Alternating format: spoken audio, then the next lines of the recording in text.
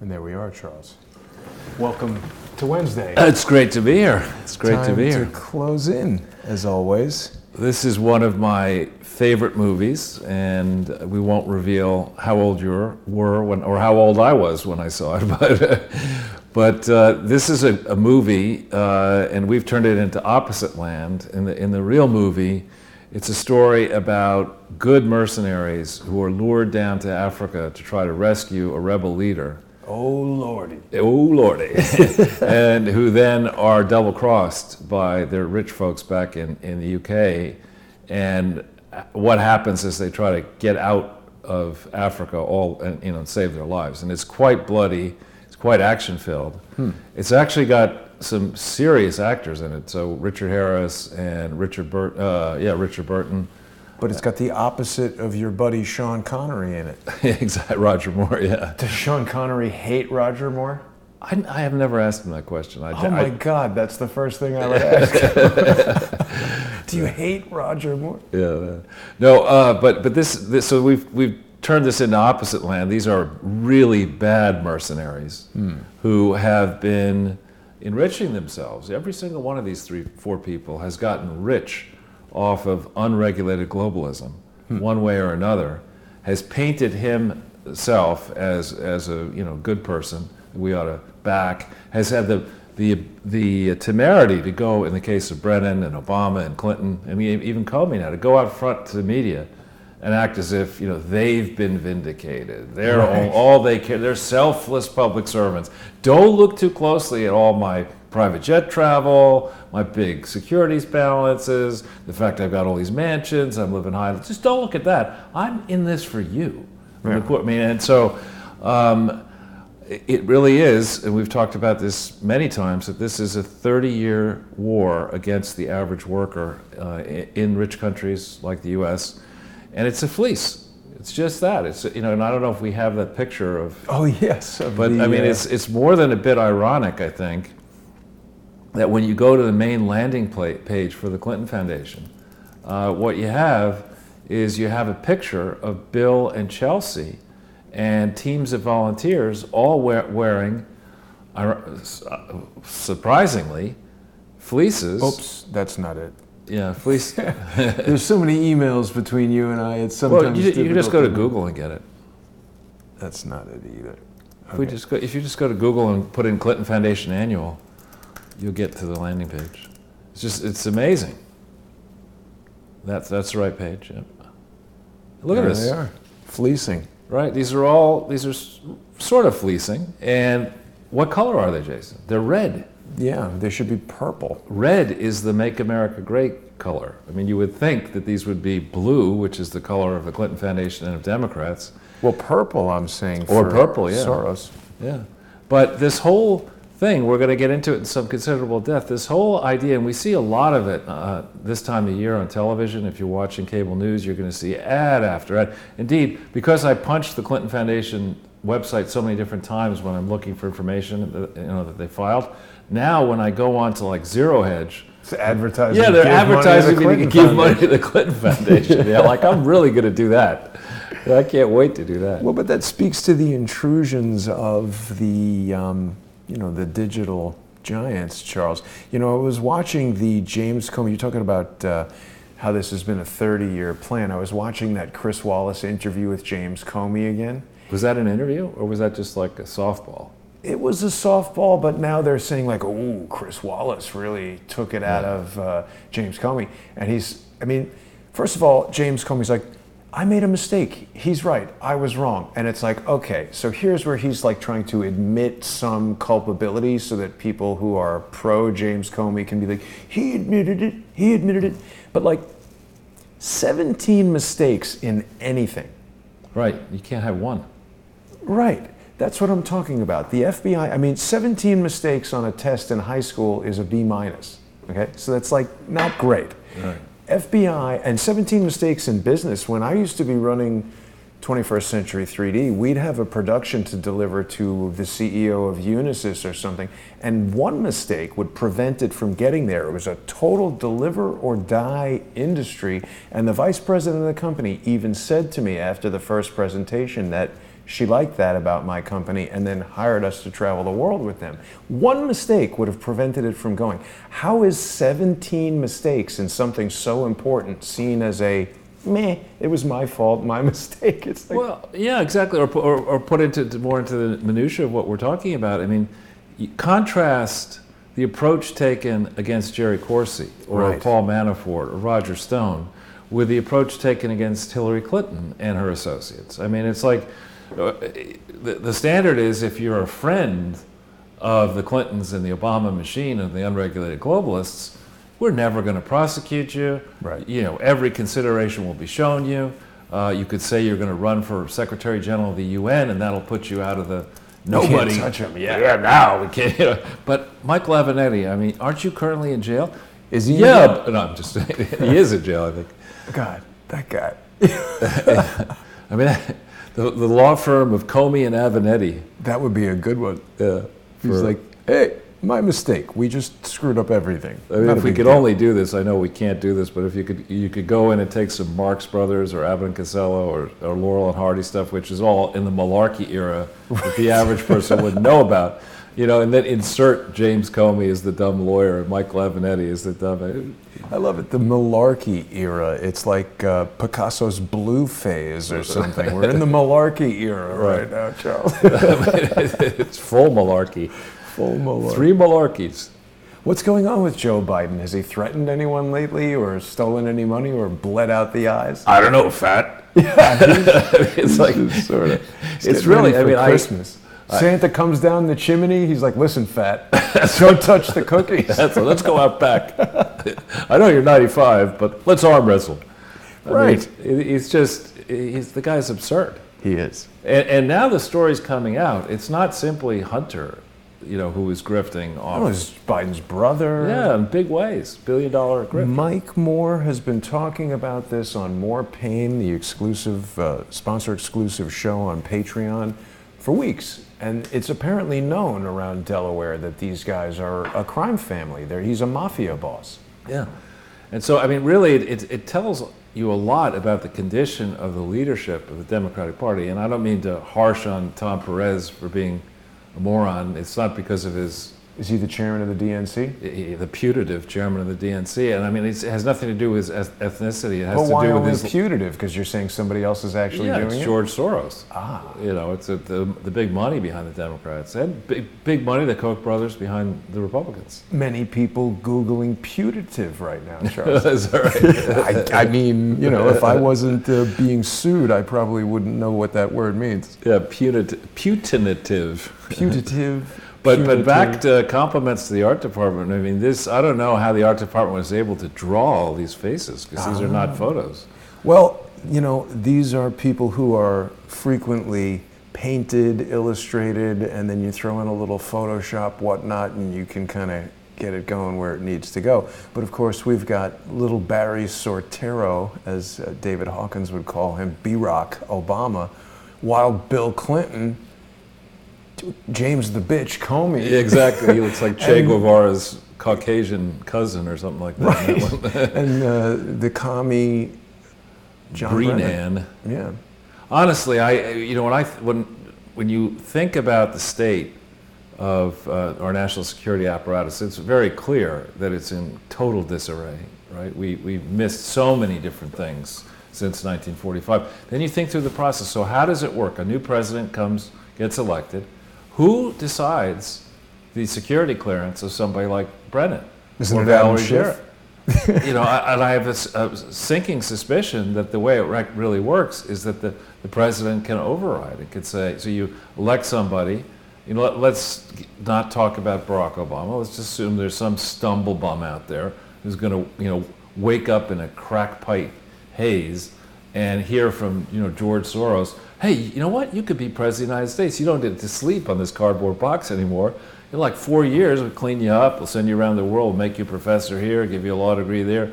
Not enough time to get your Rhodes Scholarship, but we'll clean you up. We'll run you in some corrupt state, put you in the Senate. Then we'll put you here. Then we'll put you in the Senate. Then we'll make sure all your rivals disappear, and you'll be president of the United States, but you'll be working for me. It seems like being a crackhead is something these people should put on their resume, because I mean, it's working for Hunter Biden, it's working for Stephen Halper.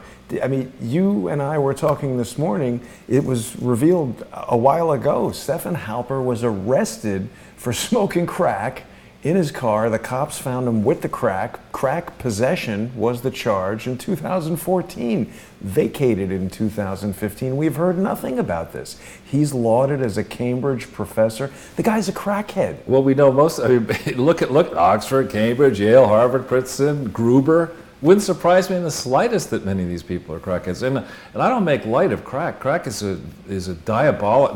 Many of these drugs are not good, but crack is very dangerous. I'm aware of people who've fallen victim to it. You can take one try of it, and that's it. And you end up not as Stephen Halper, but you end up dead. Well, you could end up like Stephen Halper, which might be worse. Exactly. But seriously, with these type of drugs, it's always like, who's sitting there like, yeah, all right, I'll try it. What could go wrong? It's like, don't you realize? Look at all those faces of meth and heroin. Like, why?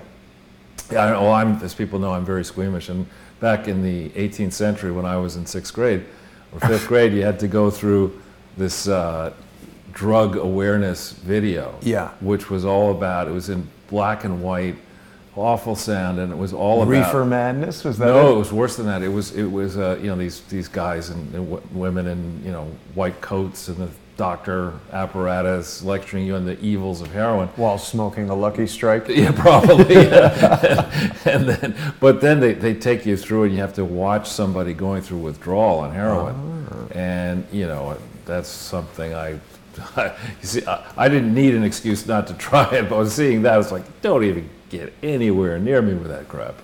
But anecdotes and jokes aside, this concept of Stephen Halper being arrested for crack, it's like, you got a problem if you're driving around that's not the first time he's tried it. If he's alone in his car driving around with crack, there is a problem. And he was arrested, he was vacated, he did not go to jail. He continues. He becomes an instrument of the conspiracy to implicate Trump. And last night on More Pain, Mike Moore went into some detail about how Stephen Halper had direct involvement in the Iran-Contra affair. He was in the Reagan White House working on a spying operation against, before Reagan got into the White House. He was running a spy operation for G.H.W. Bush against Carter. So this is the same play all again with some of the same people, and they're trying to, I would think, hide Iran-Contra. Who was the fixer for Iran-Contra, Charles? William Barr. Yeah. I'm very concerned. Yeah. Well, we will have to see on that, but I think kudos to the art department for yet another fantastic poster. Thank you very much. Oh, and with all this chatter, I forgot to bring up the slides. Let me do that. There's so much going on. And actually, RN is in the comments already, Charles. I'm not a follower or a fan of QAnon. However, RN points out that 17 mistakes, the number 17, Q is the 17th letter in the alphabet, and it's certainly a remarkable coincidence. I don't know if that means that James Comey is QAnon. No, he's not Q. I mean, people are contacting me about this Q stuff, and my father, who's very much still with it at 93. 93. Yeah. Is fond of saying, when you talk to people about, when people mention coincidences, he's fond of saying, think of the number of coincidences that you will never see. And it's an excellent point. And there's an infinite number of them? Well, yeah. I mean, there's just, if you start thinking about, we only see through the prism of 20/20 or adjusted vision. We use base 10 numbers. There are a lot of things that you may or may not be all that significant as coincidence. On the other hand, if you apply, I jokingly refer to it as Ortel's first and only law, when you start putting the name of somebody in, and with Clinton, and you start finding fraud after fraud after fraud. That's not a coincidence. That's not coincidence. I think your father, without even knowing him, might venture a probably inappropriate guess. might be talking about the world of physics and randomness. And with that, I agree. There in the universe, there are an infinite number of coincidences. But you take a group of 12 people who all knew each other in 1980 when they were rigging the S&L crisis and financing an illegal war in Nicaragua with drug money, and they're all back and getting arrested for smoking crack and covering up the same kind of deal. That doesn't seem like a coincidence to me. Yeah.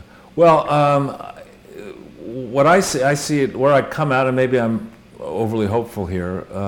I think we're in a place where a solution of covering up what actually happened does not work. Yeah. Because there are too many international players around who are not beholden to the United States, and there are too many gaping holes in the record, and the consequence of allowing all this to go unpunished, it will be chaos and anarchy, which I don't think suits anybody except people like Soros and the people who are trading on volatility. Right. So for the overwhelming majority of Americans who in the richest country on earth, what do they want to do? They want to have fun with their families, you know, tend to their businesses. Christmas shopping, they barbecues. don't holiday shop, whatever. They don't want. I mean, for a long, I may or may not be representative of the average American, but for a long period of time, up until August of 2007, my attitude on all this was, I don't fucking want to waste my time on this crap. You know, I mean, what do we have all these tens of millions of people in government for? You know, they should be fixing these problems. That's what their role is. I shouldn't have to do this. And so, but I think we're now in a place where you can't do that anymore as a citizen. Not just because I've decided and you've decided to come forward and, you know, open up our damn pie holes and make issues about all this. We have a system that has been corrupted by incompetent boobs like James Comey. I mean, to think that you're going to, you know, show up wearing that brown outfit with his, you know, unbuttoned shirt and sort of answer questions as if he can just assume away the question. You know, you ask me, Charles, are you sitting there wearing a blue jacket? And I say, well, it depends. I'm a jacket. I'm not sure if I'm wearing a jacket. I see a jacket. Well, that's your problem with your eyes. I mean, that's the level we are with this James Comey and the way he was dealing with Wallace.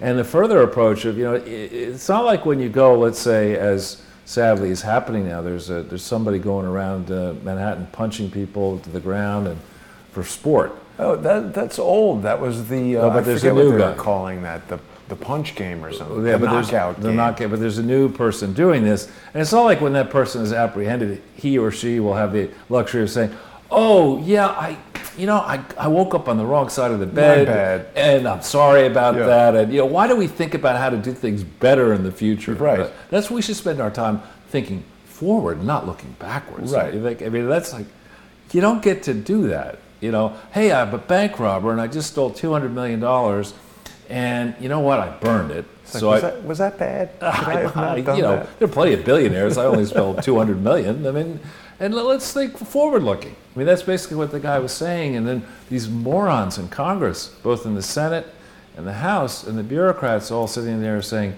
"Oh, this Trump, he's disruptive. You know, he's a danger." Yeah, he's disruptive and a danger to these corrupt bureaucracies that are piling trillions of dollars of debt on this economy, which we cannot hope to repay in the near term. He's going to be disruptive to that. He's going to be disruptive to people like the Clintons and the Obamas who are using presidential foundations to fly around the world, you know, Pasha class, and stay in presidential suites and stuff. Yeah, he's going to disrupt that. He's going to disrupt the shit out of that. And the people who are supporting it, hoping they can glom onto it with the McCain Institute, and who knows, if Pelosi's probably have a foundation or will have one someday. They've got to, no? The Biden Foundation, I think, just I'm going to shut that down because it probably has 10 pieces of Cracker Jack in it and no money. He said that? He's going to shut it down? He said he would, yeah. You know, and we have, anyway, well, we're in a place now where the true villain, I think, is being spotted by people across the political spectrum. It's not a Republican versus Democratic con game. It's unregulated globalism that works for George Soros, worked for Herb Sandler, who's dead. It worked for, you know, a couple billionaires across the spectrum, that you pay small money to the politicians, national politicians. You then the UN people are really easy to bribe, and you end up with this. Jesus Christ. Well, you're talking new about stage of public service. You're talking about bribing. Larry Nichols was telling me yesterday that he did some work with Uniden in the 80s or 90s, and it's a Japanese wireless phone company and stuff. And he said that the chairman of the company said that Japan learned their lesson after World War II, that they're not going to go to war with the United States, they're just going to buy it. Well, good luck with that. Well, he said it failed, obviously, but now the Chinese are doing that, and that they were paying off politicians is what they meant. Effective April 25th, 2019, the Biden Foundation suspended operations. That's why this is archive.Biden Foundation. Yeah, what we could do here is we could simply lift that text and what date shall we put in where the Biden campaign suspended operations? Yeah, I don't know. Melanie Fonder Kay. That's a nice name. Yeah. That's Joe Biden's foundation. He knows about foundations. I think there's an L missing there. Kale? Melanie Fondler Kay. That would be good. Yeah. She's a fondler, Charles. Okay, so slide time. Yeah. So we're in this stage where I don't know if you do ski, so you know this thing. So I remember when I went out west a number of years ago, a friend of mine from college was fortunate enough to be the son of the owner of a ski resort. Wow. So, which one? The name will come to me. It's in Utah. Powder Mountain? Not, no, it's the big one. Snowbird? Snowbird, yeah. Yeah. His name was Dan. In college, he used to jokingly call himself Dan Bass of the smallmouth bass family. He is related to the other Lee Bass, who was the big oil money, who was also in my class actually. I don't know any of these guys. But so Dan said, why don't you come out and we'll do some skiing together? And we get to all this guy had done for his whole life was ski, and he went to college as well. But he went into development at Snowbird. And I'm working my ass off on Wall Street. I'm not skiing 100 days a year, and though I do know how to ski. And so we get out, he said, come on up, we'll go up before the mountain opens, we'll go up on the top. And he said, come on, this is my favorite run over here. And we come to a run that begins, you're looking down, and there wasn't a lot of snow, so it's heavily moguled, really steep. And the first step in this run is you have to jump off a cliff. And I looked at this guy, I said, Dan, are you out of your mind? That's not your deal. I'm like, he said, Charles, you're stressing too much. Trust me, it'll be fine. Be the mountain and jump. So, I was like 30, whatever, and I said, all right, I'll try it. And he's absolutely right, actually. I did, but we're at that moment. You're jumped off the cliff. You've got a mogul field down below you. Be the orthopedic surgeon, Charles. You're either going to no, we have, I'm saying, in this messing between Trump and Obama and Clinton, we've jumped off the cliff now. The mogul field is down there. And there's not going to be a solution that says, oh yeah, put this all together, go back and do business as usual. That's not what's going to happen. Right. It's either going to be fully exposed, or partially, mostly exposed, the corruption, and people are going to get punished, right? Or Donald Trump is going to lose his fortune. And, so these are not... What do you mean, like go to jail and everything? Well, I mean, they're not going to... They can't. These corrupt people can't let, Donald Trump...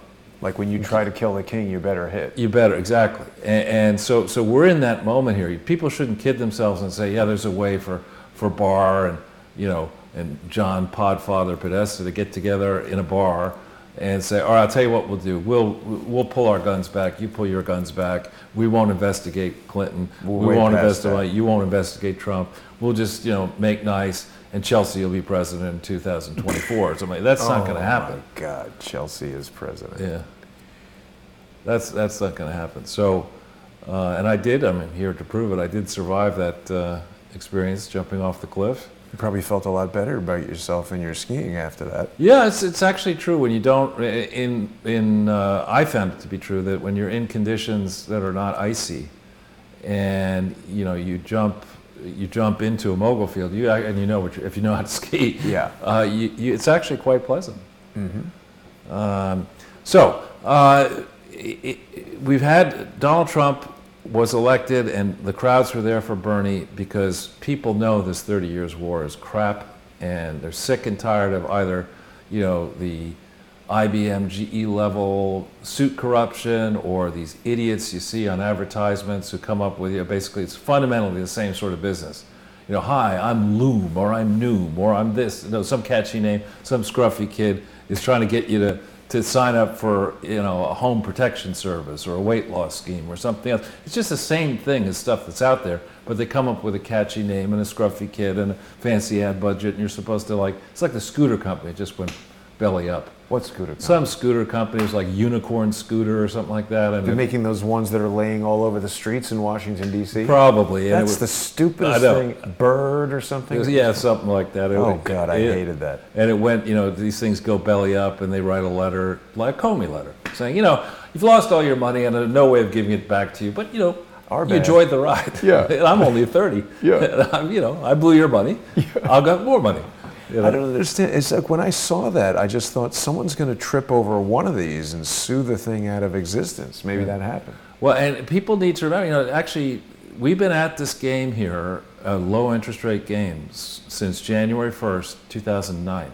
That was to quantitative easing or something? Right, to keep interest rates way down on the floor. When they're way down on the floor, and you know what happens, if you had money invested beforehand, suddenly you're a lot richer on paper because all your assets are worth a lot more because interest rates are lower.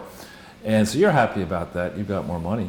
But people coming up the food chain, they can't save because you get nothing, no yield on your money. And they get pushed into taking more and more risks and accepting these, get-rich-quick schemes, the scooter scheme, the Uber scheme, WeWork scheme, all this kind of stuff. So we've been living in that kind of environment for a long time, where really senior people on trading floors at banks across the world don't really have the institutional memory they need of how to survive in a moment where interest rates go back up again. So we've got this disruption.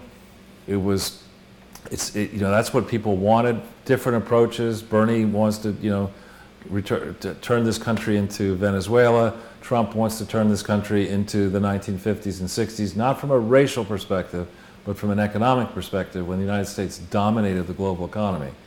And those are radically different viewpoints. People without any wealth and with a lot of debt and with flimsy jobs, they're going to maybe sign up for the Bernie program because they're not going to check and see what happens in Venezuela, what happens in these dictatorships. They're just not going to check. Meanwhile, Bernie is not. I mean, if Larry David were running, actually running, better chance than Bernie. It would be. He'd be hilarious. Well, Bernie is over. Bernie is officially your ex-girlfriend calling you a year later saying you want to go to dinner, and you're like, this is going nowhere. That's right. Right. Yeah. Oh, the image of Bernie racing Joe Biden, racing Zimmer frames. Zimmer frames. So I actually think, and I had the same feeling back in 15 and 14. It was, I was hoping for this. I didn't know that Trump in 15 would be the nominee. In fact, I was, thinking that maybe he'd pull out of it and he wouldn't go the distance. But so I can't say I foretold in March of 2015 that Trump would win because he hadn't entered the race in March of 2015. But I got this very positive feeling about the whole thing, particularly as we got through the WikiLeaks, through the October surprise period, and then with the October 27th thing of the news that there were 340,000 emails that the FBI had but hadn't searched. I became very confident right before the election that we would win. Now, we won by a very narrow margin, tens of thousands of votes in three states. I think it's different. What's setting up now that is so different is that the insider crowd, the political crowd, could say about Trump, well, yeah, maybe he's got a lot of money, but his father gave it to him, and it's, business is very different than politics. He doesn't know anything about politics. And even I and others, would say, hey, there's a point. If you take somebody, Jason, you say you're a Hollywood guy and you're smart and you know a lot about you're a business guy, so fundamentally you could run a chain of burger joints. Not really. Well, I mean, people will say that. I mean, that's the whole premise of going to Harvard Business School. You go there to get an MBA, management's management. If you can manage this type of company, you can manage that. There is a school of thought that. Yeah. But when you say that somebody because he or she is successful in politics, can be a successful military commander. Right. Or, that makes no sense. Or business intelligence or whatever. It's not true. And so I think a lot of people thinking about Trump and his crassness and all the negative stuff that was being said about him either didn't vote in 2016 or may have voted against him. Now you're seeing testimonial after testimonial. This is in December. Before the election, there's a whole another freaking baseball season ahead of us. Just to put it in context, and those go on forever. Yes. And here you see person after person. I see it on my Twitter feed. I see it on news articles, whatever, saying I voted against Trump, but quite frankly, this impeachment charade and what the people are doing, coming on top of Kavanaugh, is so ridiculous. We cannot let these ass clowns, have the keys to all three branches of government, which is what will happen if a Democrat gets elected and they lose control of the House and Senate. We can't let that happen because we see how absurd this is.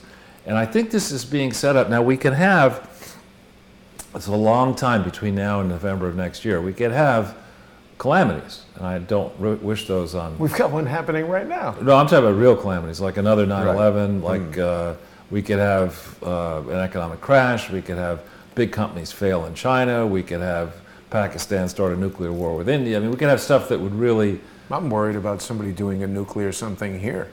Why worry about it?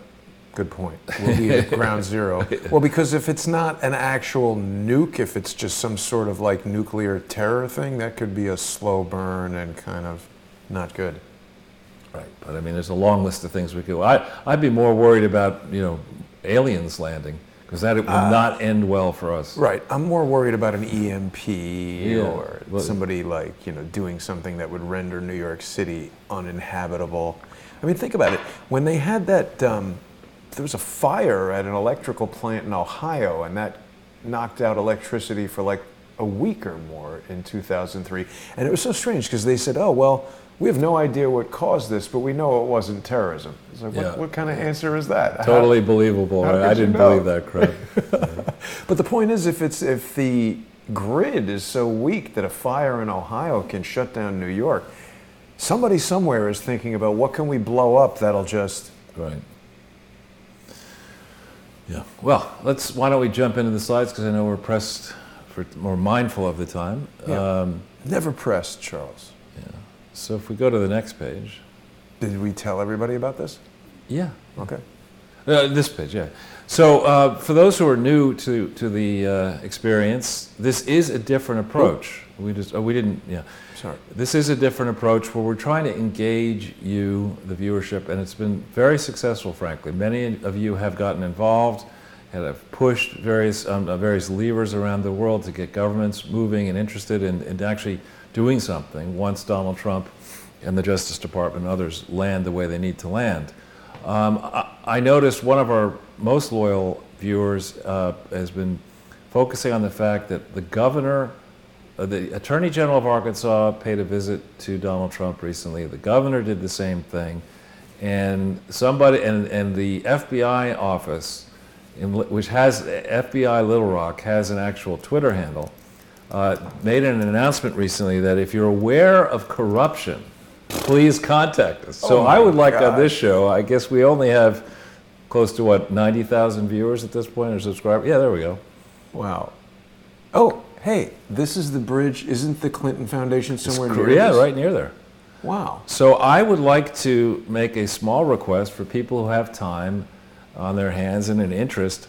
I think it would be really fun to have our viewership send an individual tweet of each one of our now 196 podcasts to FBI Little Rock. You better be careful. George's brother might sue you for a denial of service attack on the FBI. We're not doing a denial of service. We just want to make sure. They're saying they asked if we have any information about corruption, and here we've got all this information.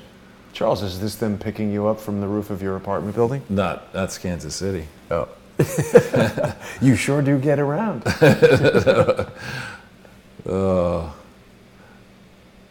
Yeah. Iced Ozarks. Interesting. Yeah. So I think, honestly, it'd be a good move, and I'm hoping actually that these people in particularly in Little Rock, but also in New York and California and other places where the illegal fake Clinton Foundation is, in Boston, is pretending to be a charity, when we'll go in again and pound this into pulp, that there is no Clinton Foundation organization. There is no legal organization that meets the simple tests of being a legal organization. And as we've talked about in the past, only organizations can get tax exemption under U.S. law and keep it.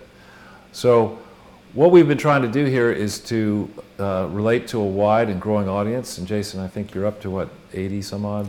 89,000, but what's happening right now, Charles, is that the subscribership on YouTube is in a bit of a decline, and I suspect that some sort of social engineering operation flooded in those 4,000 subscribers. Then there was the strike that's preventing live streaming. I mean, again, there's all kinds of combinations of things that could be done. YouTube is a computer network, computer software, and if you know how to do just what, there's things you can do to it that I'm not necessarily privy to. But the best way that people can counteract the social engineering strike attack method that's preventing live streaming is to become a sponsor on patreon.com/crowdsourcethetruth or subscribestar.com/crowdsourcethetruth. Yeah. Now, also, we love constructive criticism, and I got an excellent suggestion from a loyal viewer urging me to do a summary of, or a guide to, if you could only watch 3 of these, what would you want? 5, 10, 20? Desert island, what 3 episodes of Sunday with Charles? and it's a fair point, and actually it's something I need to do anyway, to go back and think through, the different strands, because maybe there are things that we haven't gotten to yet that we need to spend more time on.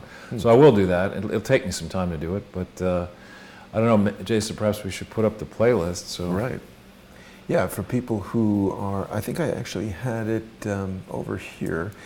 People who are just coming to the show now, you can really get caught up on all of the episodes. What are we up to here, Charles? This was 196 today. Wow, we've got to plan a special 200th episode, but all of the episodes of Sunday with Charles and Charles Ortel is closing in are located on this handy dandy playlist on the Jason Goodman YouTube channel. That's the main YouTube channel for Crowdsource the Truth. But from now until March 2020, live streams cannot play on the Jason Goodman channel. So people who want to follow the live streams while they're live want to make their way over to Crowdsource the Truth 2 YouTube channel and subscribe there. And of course, you can get them on Patreon and Subscribestar. When you want to access Charles's presentations, the slide presentations, you just want to go to any of the videos that you're interested in, and in this description beneath each video you may have to click on the words show more, and that'll reveal the links that you need to access the presentation, as well as the sponsorship links and some additional pithy writing about that particular episode. But people can download these, Charles, to their own computer. There is a handy dandy little download icon right here in the corner, and once you click on that you can save it, print it out, follow along, do all kinds of things. Yeah. And we like this approach. I mean, what we're doing, what we're trying to do is blend some of my experience in banking and making high-level board presentations around the world with Jason's experience in Hollywood and elsewhere, that you need a sort of a mix. You got some people who are very visual and very word-oriented, who don't like numbers, and you've got other people who are very detail-oriented, who love words and numbers and want something printed out so they can take notes while they're listening. And so this approach allows you to do both. If you don't want to dwell on the slides, you don't have to. But if you want to print the slides out beforehand and have them ready and take notes on them, you can do that. If you want to pull them down in electronic format, you can follow the links. So we think that's, so we're trying to spread a lot of knowledge. This is not a task of simply putting Bill, Hillary, and Chelsea in prison where they richly belong. This is a task of trying to raise consciousness around the world about how these supposedly benign institutions, charities operating internationally, can actually be a cover for gigantic frauds. And on that front, we don't have a special thing today about it, but because of my relationship with my former in-laws, there was a huge scandal about the Mormon Church.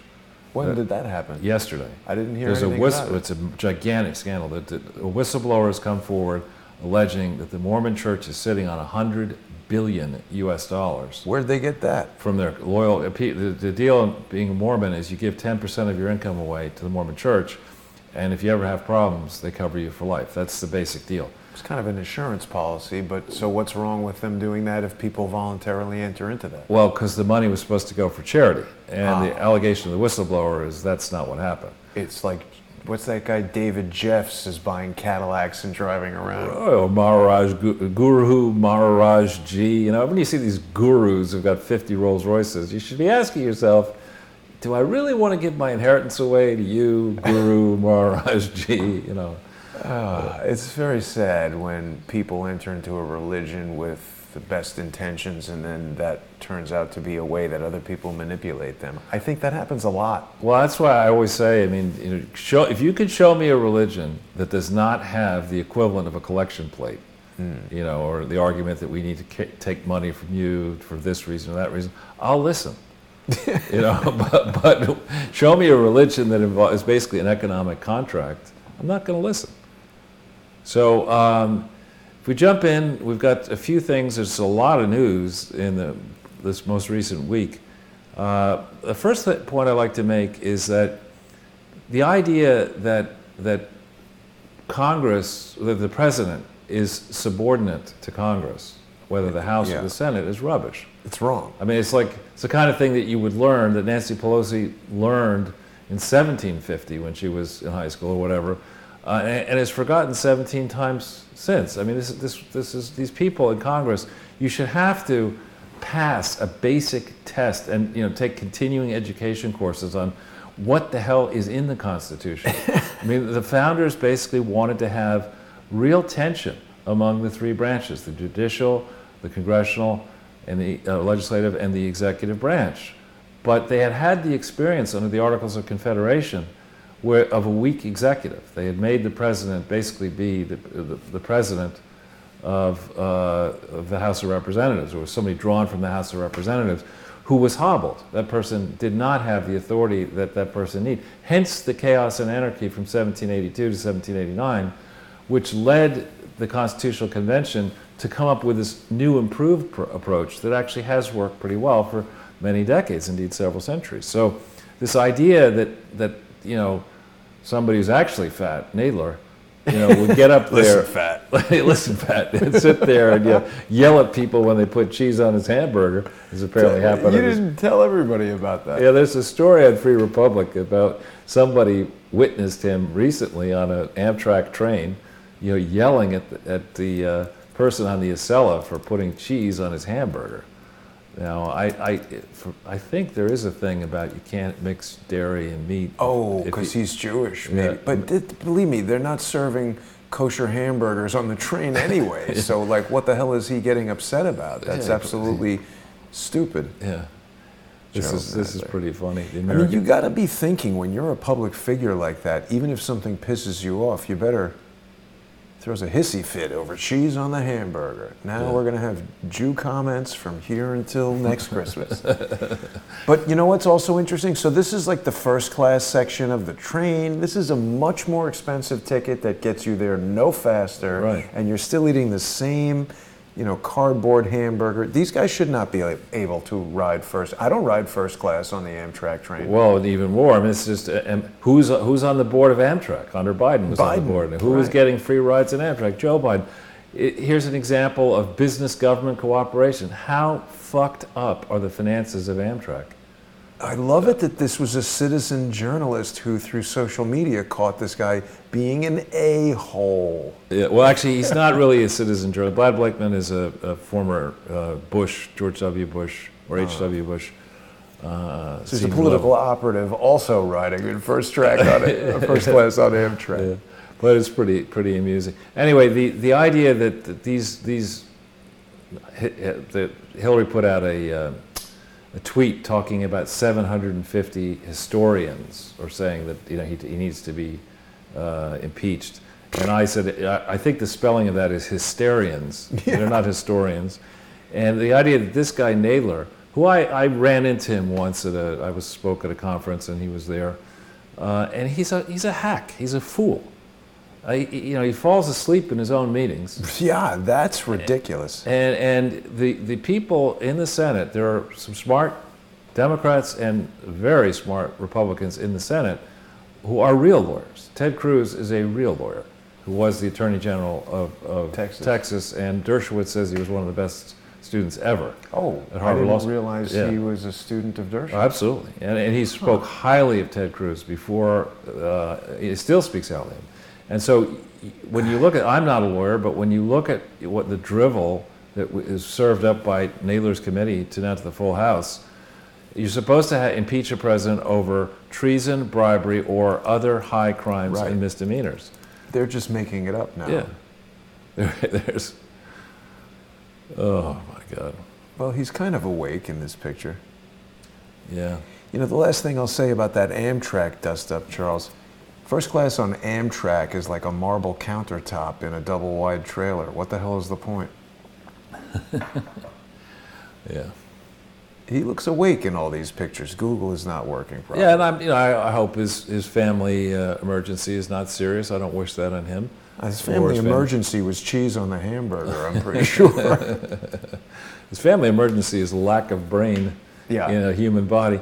But, so, this idea that the Horowitz report exonerated Comey, vindicated Comey or the FBI is just absurd. And here, again, one of our loyal, most loyal viewers noticed this thing that for some reason, when you search the FISA abuse report on Comey, you don't get many hits, but when you put in Corney, you get 163 times. And that's probably that optical OCR thing you're talking about? I don't think so. That report would not be made with OCR. It would be typed on a computer and then turned into a PDF. The OCR error only occurred because we were looking at an article that was created in 1979 before computers were used for that type of thing, and it was printed in a newspaper and then optically scanned. This, I suspect, is being done because they know almost everyone, unless you are eagle-eyed, reading an R next to an N, it's going to look like an M. But when you try to search the digital document, you're going to miss it. This is deep state tactic right there. And again, the whole thing, it's my father's adage, when you sit down to take an exam, make sure you think through, the questions being asked, are those the correct questions? And here, in this case, everyone's been hanging hat on Horowitz report this and Horowitz report that. The special rules that apply to Inspector General reports limit the scope of the inquiry to a place where you're going to miss the kinds of things that I hope John Durham and others have been focusing on for some time. So this report in no way exonerates the dopey bitch, James Comey. And actually, I forget who it was, but there was another Horowitz testimony this morning in front of the Senate, and I can't remember if it was in that or a previous one, but they asked him directly, did your report exonerate the FBI? And Horowitz flat out said it didn't exonerate anybody. Yeah, that was a few days ago, but again, he's in today basically saying the same message under tougher questioning. It was better. It was way more legitimate what they were asking him in the Senate. And how does that feel when you go to Congress and walk through the halls of the House of Representatives? That feels like high school. Right. And then when you go over to the Senate, you're like, ooh, this is much more official.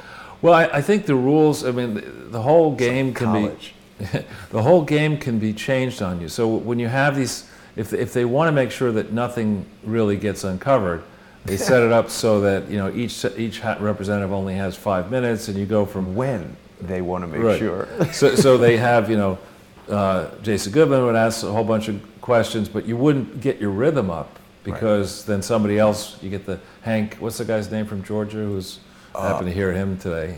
You know what, I'm listening to it without looking at it, so I don't know all the people who are speaking all the time. So Hank, I think it was Lewis or Hank Jones or something like that, the guy from Georgia who was like, yeah, global warming's really serious. If we don't address this, those islands in the Pacific are going to flip over. Oh, that guy. Oh, yes, I did see that guy give a pretty long speech, right? He said the islands were going to capsize. That's a ticket, yeah.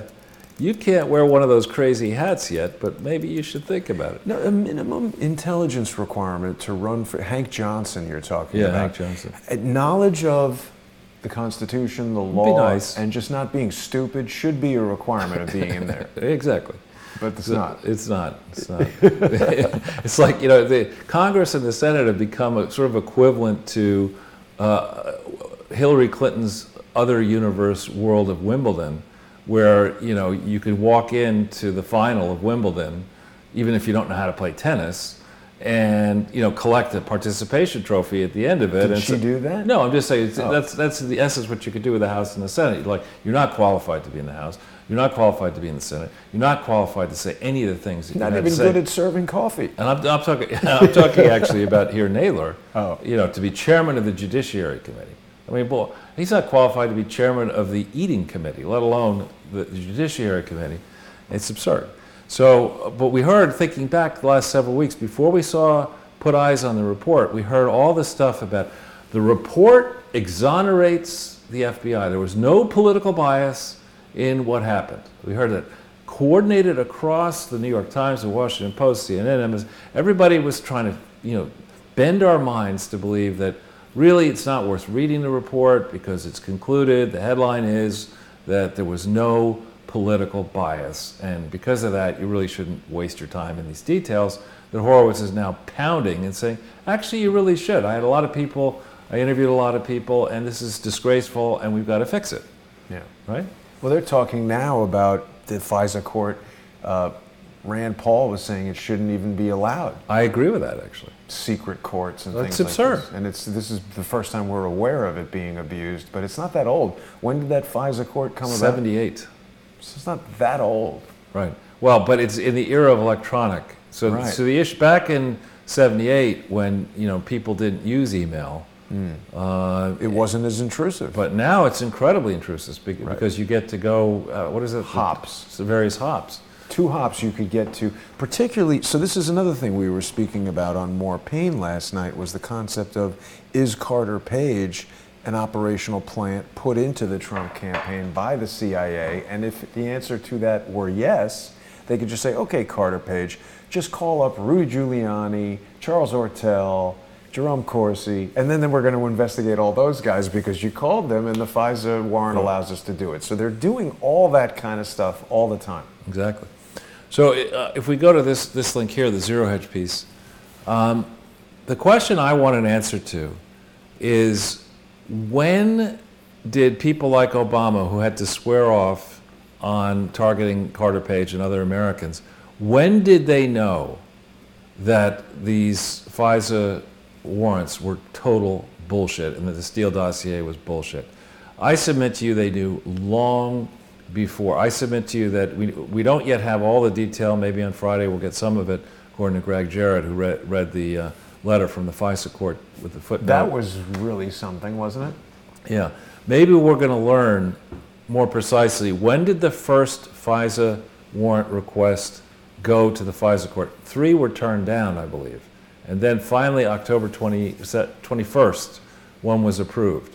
So what's the long history of that? We hear the Crossfire Hurricane only began July 31st, 2016. So if it were opened on July 31st, 2016, mind you, this is a team, Peter Strzok and Lisa Page and others were on the team that couldn't find obvious mishandling of Hillary Clinton's email over the course of 13 months. So they're that incompetent. They can't look and say, wait a minute, 100% of Hillary Clinton's traffic went through a toilet bowl server system in Chappaqua and in the mansion in Washington, D.C. 100%, and they hung on to the toilet bowl server system and all the work product until December of 2014.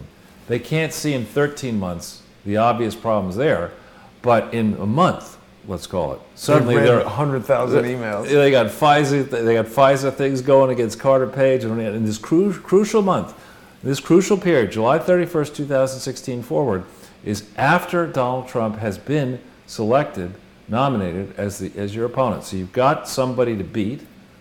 You're locked and loaded on that, and so you've gotten Hillary across the line. You've made sure that she's embarrassed or more embarrassed than she should be before the 2016 Democrat convention. Now it's time to train the resources of the FBI and the CIA and others to rig the election, rig the general election. You have to look at it in that context, and you have to ask yourself, why all this FISA warrant stuff, all these approaches, all this activity against the Trump campaign. And here on October 3rd, 2016, you've got 340,000 emails that are sitting in the possession of the New York office of the FBI, and you got somebody writing an internal memo saying, we got all these emails that are obviously explosive, in so many words. We're not going to look at them. And it's only October 27th, 2016, the dopey bitch Comey says, well, actually, maybe we better pretend we're looking at them anyway. We got this locked. We got this rigged. Yeah. So let's go through the motions. And then Comey gets up and lies again to the public after a week and says, our vaunted FBI, we looked through all of them, there's nothing to see here. When the truth is now known that the FBI did not look through all of them, they did not aggress, they didn't do what they would have done to you or me or Jerry or Stone or Manafort or Donald Trump Jr. or whatever.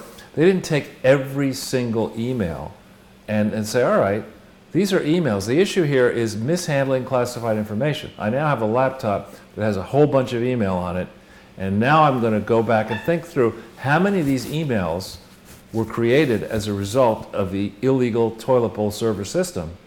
All, exactly. And so every single one of these, I want to figure out exactly, we see 340,000, what may have been deleted? What were in the draft folder? Right. They should be doing some kind of big forensic investigation to authenticate every single one of them, where they came from, where they went through, and all that. We've also, Reese is watching us here on Periscope saying that FISA may be deep state. It's only ever denied 11 warrants. And Comey said to Chris Wallace, they're very difficult to get. But that's not true. They're giving them out easily. Right. Yeah, exactly. And it's just this, it's not right. And it really is, it's just the kind of abuse, actually, that our founders assumed might happen, not with precision on the technology and email, but the founders had been through, or their families had been through in England, despotic monarchies. And then after that, a despotic Republican government, Oliver Cromwell.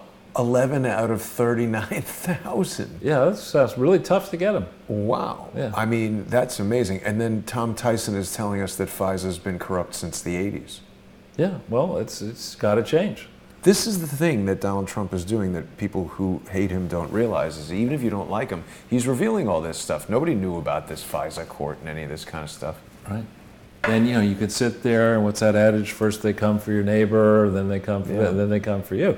And so really, I believe people on the progressive wing, the true progressive wing of the Democrat Party, some liberals, and anybody who has money and wealth does not want to see this kind of faceless bureaucracy allowed to get this intrusive as our population ages. Because what the diabolical portion of the plan under Obama and Obamacare was to tighten the screws on you with surveillance and then put you in a place where it doesn't matter how much money you have, that if they control the healthcare system and say, oh no, you're a Republican, you can't get that life-extending surgery, even though you want to pay for it, because it's a tax on the system.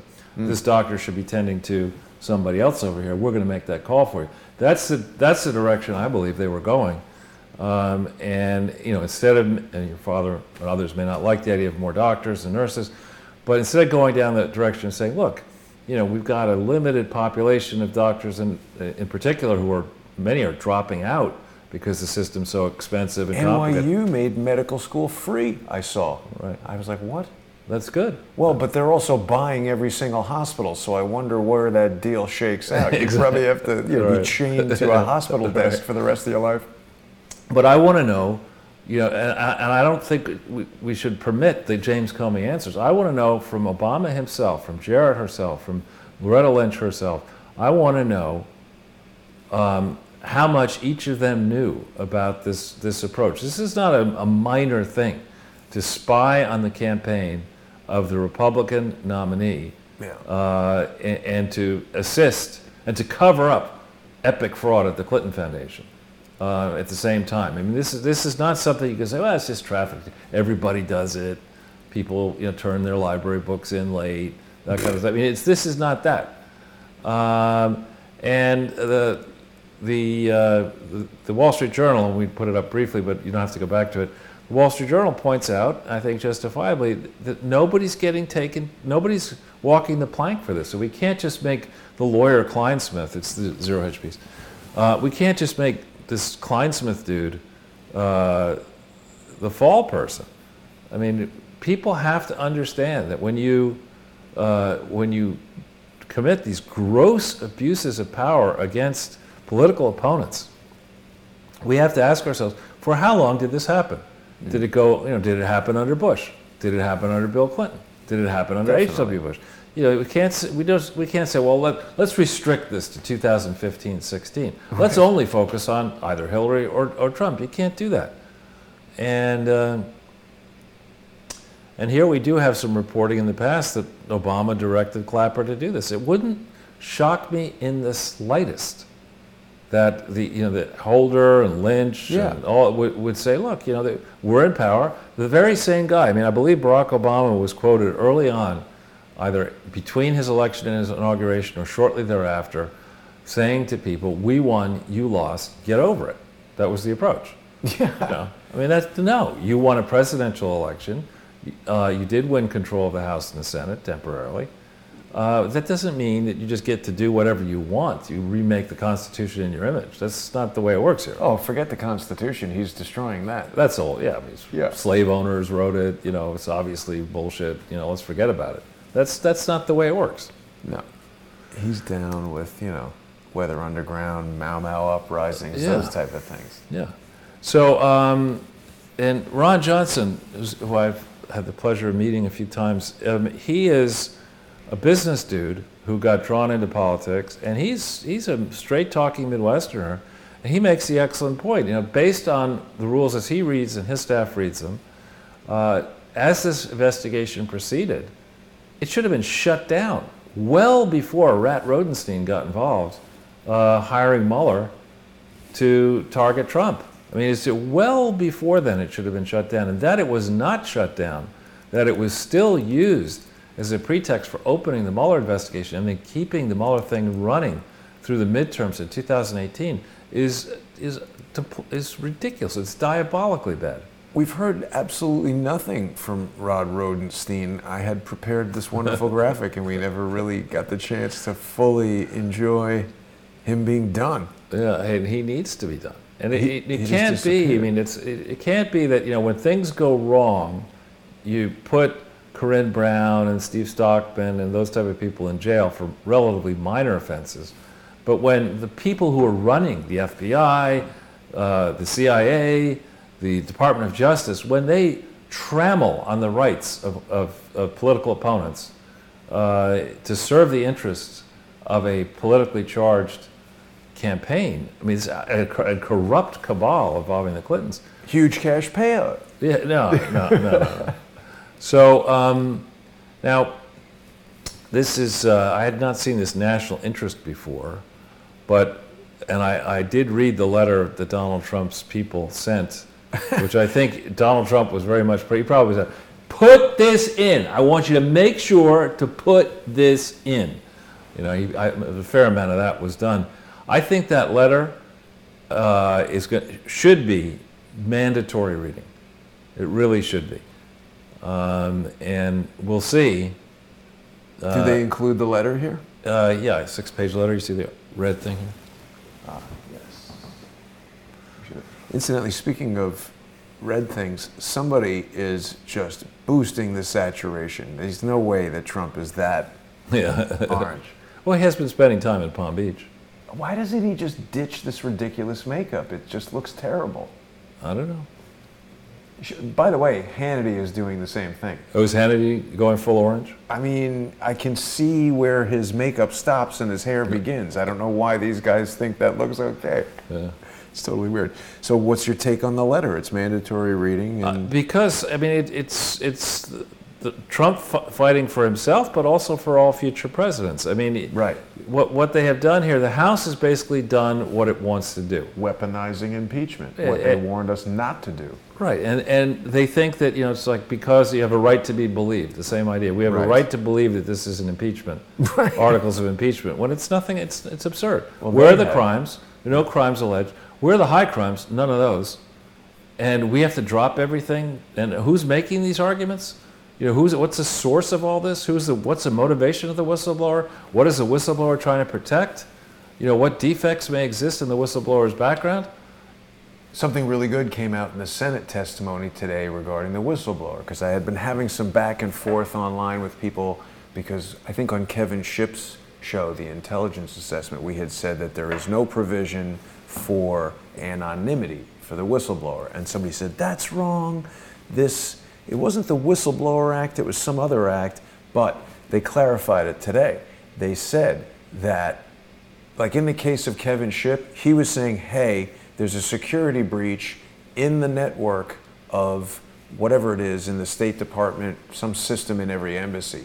So he's blowing the whistle on that. He can remain anonymous because he's not accusing someone of a crime. He's pointing out a technical problem.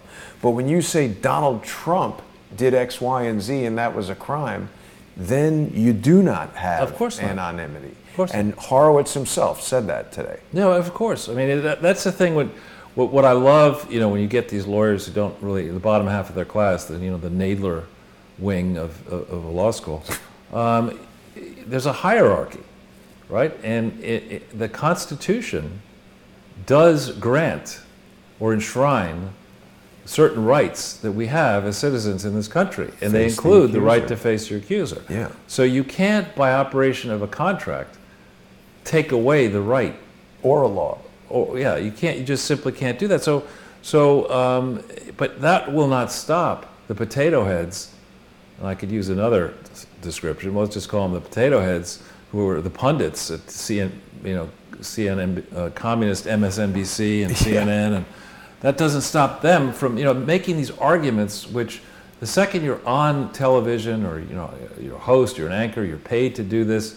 People in the public will say, well, the guy's paid, he must know something we don't know, he's doing this all. Well, I'm inclined to believe Jake Tapper or fake Yapper or whatever. Ooh, big mistake. Well, right, and that's the advantages here that the media, the corrupt media, corporocrat, unregulated globalist complex has, the ability to influence the hearts and minds of people. I ought to just tune it all out. And then the insiders do what they want, is something we have to change. And I think we're trying to change that with these podcasts and what you're doing, Jason, with Crowdsource the Truth. Well, thank you, Charles. I've been looking at some other people who are having videos. Rob Schneider, the funny and good comedian who's been in movies, has a lot less people watching his podcast than this one. Well, it could be. I mean, if maybe Rod is trying to talk about something that he really doesn't have a lot of experience with. I mean, if we're talking about some of the movies he did or what Sly Stallone is like to be with, maybe he'd get a lot more people. Yeah. If he's talking about ethics in government, then people might not care. They might not care too much about it. So the issue of Director Wray, and I know this, we've had back and forth on Sidney Powell and questions about what the hell is she doing with Michael Flynn, and how could she not have known it was going to end up this way? But when my introduction to Sidney was through her book.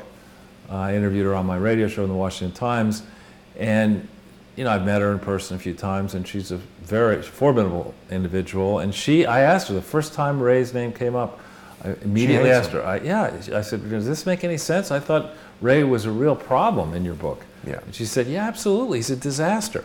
Yeah.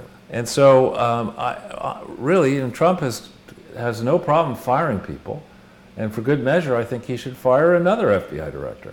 Who should he make the FBI director, you think? I like this guy, Matthew Whitaker. I think exactly. He'd be pretty good. I think they should have made him the Attorney General and just start fresh with a new guy who doesn't have a ton of Iran-Contra baggage. Right. What are they saying about this guy here? Who? About Devin Nunes. Yeah, I mean this is back in Ray came out claiming that the Nunes memo was wrong, and Ray is just, to me, we don't need another Yale Law School How could you be anti-Yale? You're wearing the jacket. And I'm wearing the hat. I was wearing the hat, I'm wearing the jacket, and I'm wearing the tie too. But that's the undergraduate. Oh. Not the law school. Got it. So anyway, I think Ray needs to work at the FBI for all of the remainder of 2019. I'll give him that. Kick him out. Get the hell out of here. So then we have a real ass clown, Eric Holder, daring to call Attorney General Barr nakedly partisan. This guy must believe that no one reads the news anymore.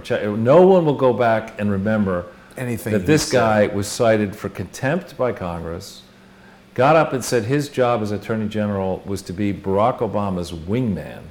This guy, and this is Jack Cashel, who's a good guy,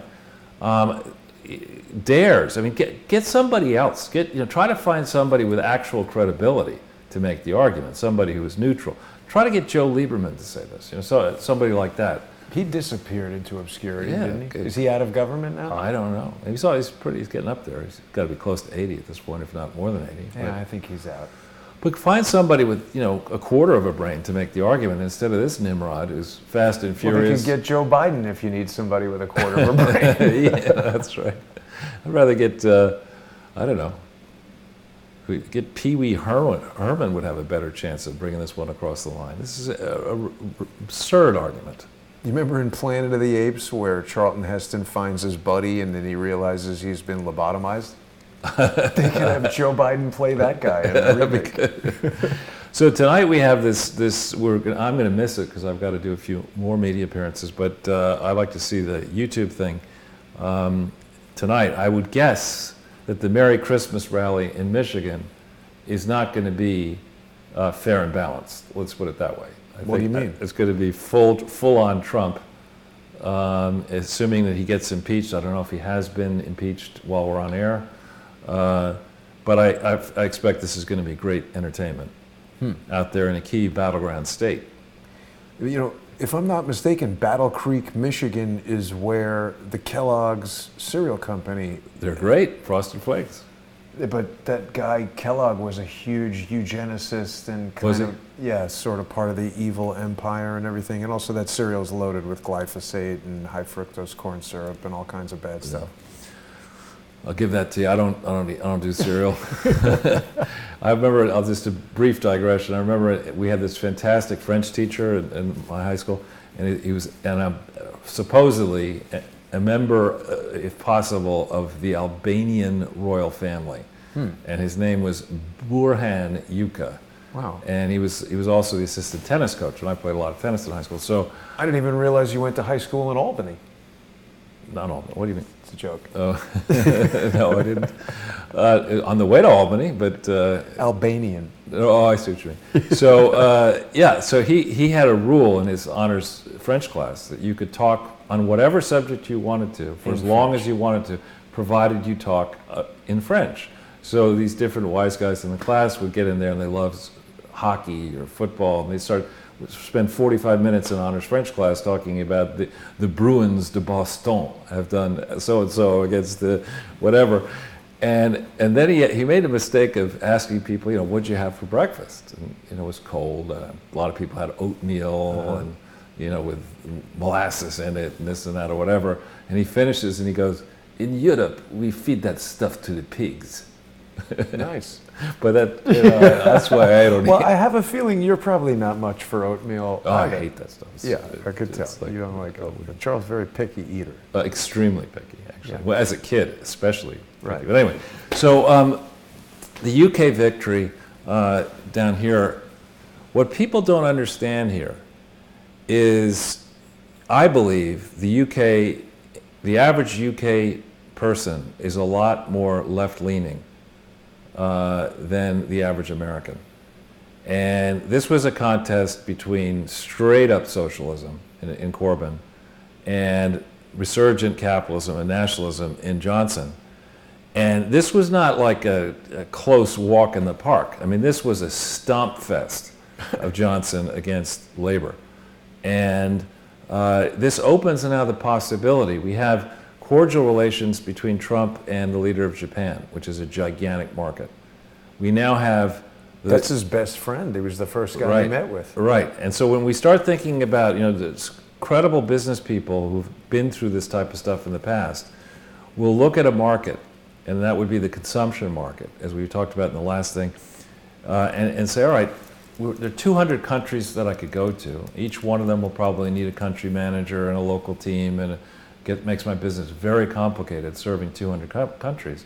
Is there an opportunity, as the United States, the largest market in the world, to focus on just a handful of countries and get 95% of the bang, spending 5% of the buck on bureaucracy? So you focus on the United States, you focus on the UK, you focus on Japan, you tell the Germans that we've had enough of their bullshit through World War I, World War II, and now they're going to really not pay their NATO share and give us shit about, Green New Deal when they are operating all these corrupt Siemens and companies around the world. We tell the Germans, look, make your bed. You don't want to be part of our umbrella? Go try to work with the Russians, because that's worked so successfly in your past. Yeah, Germans and Russians really get along well. They get along great.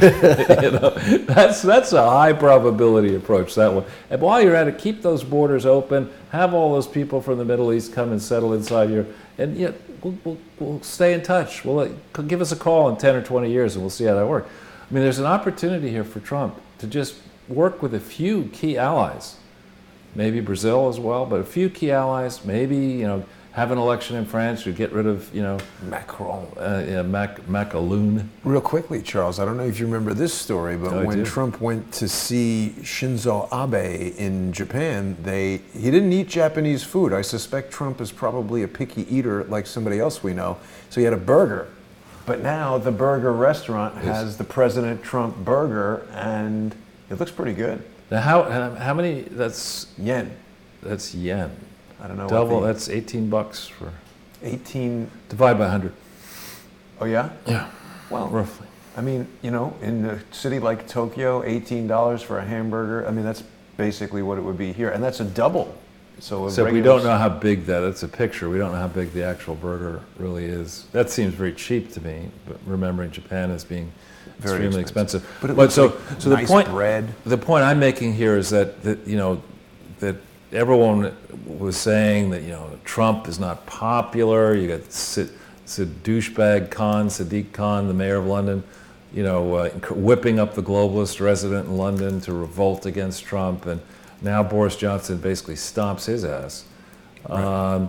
And you could see we could do a lot. The United States could do a lot for the UK by quickly entering a real free trade agreement. And people don't understand this necessarily the way they should. When we talk about NATO, there's the country that has contributed in a financial and human sense the most to our military ventures around the world is the UK. You take them out of the EU, you're left with a catering army of France and the the sunbathing army of Germany. You don't really have, and the Belgian, we don't want to say what they are, but the Belgian army, where the average age is like 56 of people in the army there. What? Yeah, it's crazy in some of these other countries. They don't have really the resources that they need, notwithstanding all the coddling we've given them for so many years. So, sorry, real quick, Charles. Kate wants to know what you have for breakfast. I said probably just coffee. Coffee, and I'm not going to say because I'll get in trouble with you. Oh, McDonald's. The small thing, without the egg. This, though, is very important. That's Warren Buffett's breakfast. What does he have? He doesn't have coffee. Egg McMuffin every day, he said. I don't like the egg. Whatever. So I've never actually liked the yolk of an egg. But anyway, so this is really huge, mega huge news. Because one of the things that the United Kingdom has done for really decades is to go around the world to former colonies and other international trouble zones and offer aid. And then work in tandem with rich donors to whichever party you're involved with in the UK to concoct these extractive investment schemes where you take, like the gold mining project in Haiti would be a similar type of deal. UK was not involved in that, but a project to go down to Democratic Republic of Congo. Chop off everybody's hand. Well, you wouldn't necessarily need to do that. What you're trying to do though is you're trying to get the cobalt Yeah. get the Oh, resource. that's a big thing. Right, yeah, it's those type of projects. And really, that's the whole idea behind this movie, The Wild Fleece, is just these type of projects.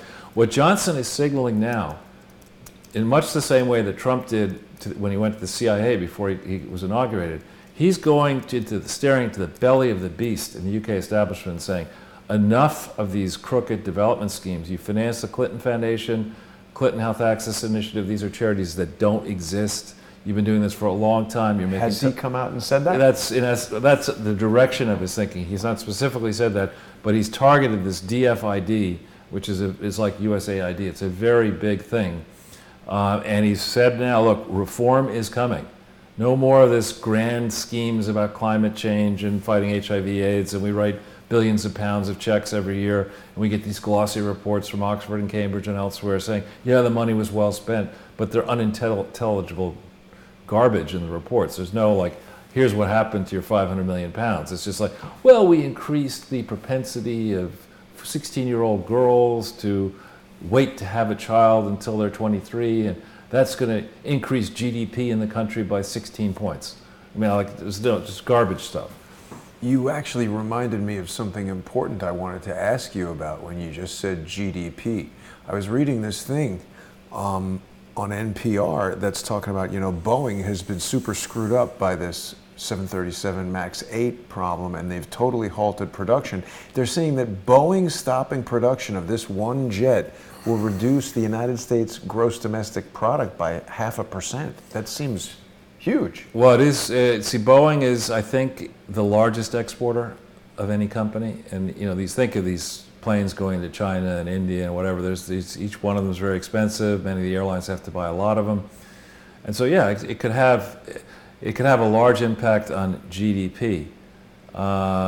But what we have to GDP, I don't want to get sidetracked too much on it because I'm mindful of time. Sorry. But GDP is a flawed concept in my mind. What you should really care about is how much of these planes are manufactured inside this country. There was a trend to get more sales to China and India, that what Boeing and others would do is say, instead of making the plane in Seattle or wherever they're making them these days, we will agree to make a larger percentage of this plane inside China, inside India. So the fact that Boeing's doing well may or may not help the American worker under the globalist scheme. Got it. So it's a little bit more complicated. What's this? This was talking about the cobalt stuff that you were just mentioning, perhaps to do with Boris Johnson. And I know you're mindful of the time, and I'm doing nothing but distracting you. That's okay. Apple and Google have been named in a U.S. lawsuit over Congolese child cobalt mining deaths. But I think it's more the Chinese mining company that should be held to account than the companies buying the product. Well, we have a good slide on the next page that gets into this.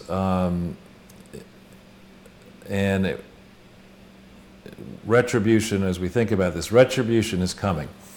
So this is a slide that tries to tackle at a very surface level approach the idea of whether aid is actually working or not working. So we have spent, the math we've done in the past, hundreds of billions of dollars on foreign aid. And these are just a few of the recipient countries that the Clinton Foundation says it's involved with, right? And I wanted to put out some very simple ideas for people to think about. We all as Americans, most Americans don't travel internationally. Many of them do not go to any of these types of countries. So they have no clue what they're actually like. They have no clue at, how much money has been spent inside this country for roads and airports and hospitals and doctors and all that. That stuff has just not been spent yet in many of these countries. So I wanted to start by saying, let's get a sense for how big these countries are, right? So you're talking about Indonesia's a damn big country. 262 million people is a lot of people. Wow. I had no idea. Nigeria is 200 million. Ethiopia is 100 million. Vietnam's also 100 million. Congo is 85 million people. To put that in perspective, United Kingdom's only 65. Wow. Right? So this is a very big, these are large populations. Unlike the United States, 82.5% of our populations are in cities. Okay? In these other countries, in Ethiopia, only 21%. Congo, 45%. Uganda, 24%. Right? So you think about this just from, you're trying to serve customers. You're trying to sell, Lay's potato chips To Uganda. in the Democratic Republic of the Congo. And let's think about the size, the landmass, the projections on maps. When you look at maps, unless you look on a globe, you're not going to see the true relative comparison of the size of the United States versus the size of Democratic Republic of Congo, the size of the United Kingdom versus the DRC. If you look at Congo, it's 2.3 million square miles, okay? And the UK, in contrast, is only 242,000 square miles. So Congo is 9 times the size of the United Kingdom, right? It has a few more people, but unlike the UK that has 83.7% of its population in cities, Congo has only 45% in cities. And so you look then at the number of people per square mile in rural portions of each country. In the United States, this is weighted by Alaska, because Alaska is included in the 9.2 million square miles, and if you took that out and maybe took Texas out, you wouldn't have as low a number as we see here of 6. Norway is only 3 in the rural zones. United Kingdom's 44 people per square kilometer. But if you're trying to go and cater to the health needs of people with HIV and AIDS in the Democratic Republic of the Congo, look at the size of this country. It's huge. It's gigantic. I would guess to this day we still don't know what's there. What do you mean, like in the jungle? Yeah, we have no clue. You can't get in here easily. You can't, send a team in. You've got all kinds of wild animals. Not to mention the local people who may or may not be interested in you invading their country, right, and stealing your gold, et cetera, et cetera. Not interested in that, right? But look at the size of that thing in some of these other countries. They're all huge, massive. And so the challenge of actually, if you're just trying to do good and help the health of these people, you've got no doctors, no roads, no nurses, no electricity. How are you actually going to minister to the needs of these people? And why have we been saying now for 30, 40, 50 years, we need umpteen billions a year to help these poor, starving people in Africa? You're going to see, and Asia and elsewhere. If we want to help them, let's give them the tools to help themselves. Let's not just put them perpetually in the emergency room as a basket case of people who need donations. Surely there must be some products or services or ideas or whatever that could be sold on the world market out of these countries here in Africa and poor countries elsewhere. Well, I think there's a ton of stuff there, which is why the British and the Flemish and everybody has always invaded and right. kind of enslaved them. But then you look at this issue of how much are these people, according to the CIA World Factbook, which may or may not be accurate, but does everything on a consistent basis, how much are these people spending per year per person? In Indonesia, they're spending $2,000 a person. Down in Ethiopia, $444. In Congo, $1 a day is what the average population is spending. You're not going to be, going down there with a PowerPoint presentation saying, why don't you take out a car loan to buy, a Subaru. You'd show up and be like, does anybody have an HDMI cable? Right. Get out of here. Yeah, that's right. So, the challenge here, these bonehead academics are sitting there saying, we need the sustainability goals, and we need carbon credits, and we need this argument for a conference in an expensive place like Switzerland, and let's get together after that in Mauritius, and let's go to Hong Kong, and let's write reports to one another, and let's coax all this money out, whether in charities or in academia or in government, for all these grandiose globalist schemes, when at the end of the day, this is the most recent data, you're still in a place where too many people are living on $1 or $2 a day.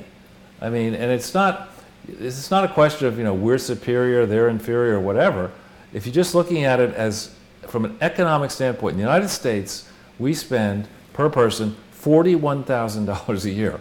Wow. Okay. That's for babies, everybody. Wow. $41,000 a person. In UK, 26. We could probably cut that back. We probably could cut it back, but the point is, and we're selling this whole Pelosi and Hillary are up there like, we're a disaster, our country's a disaster. No, you want to talk disaster? Democratic Republic of Congo, there's a disaster.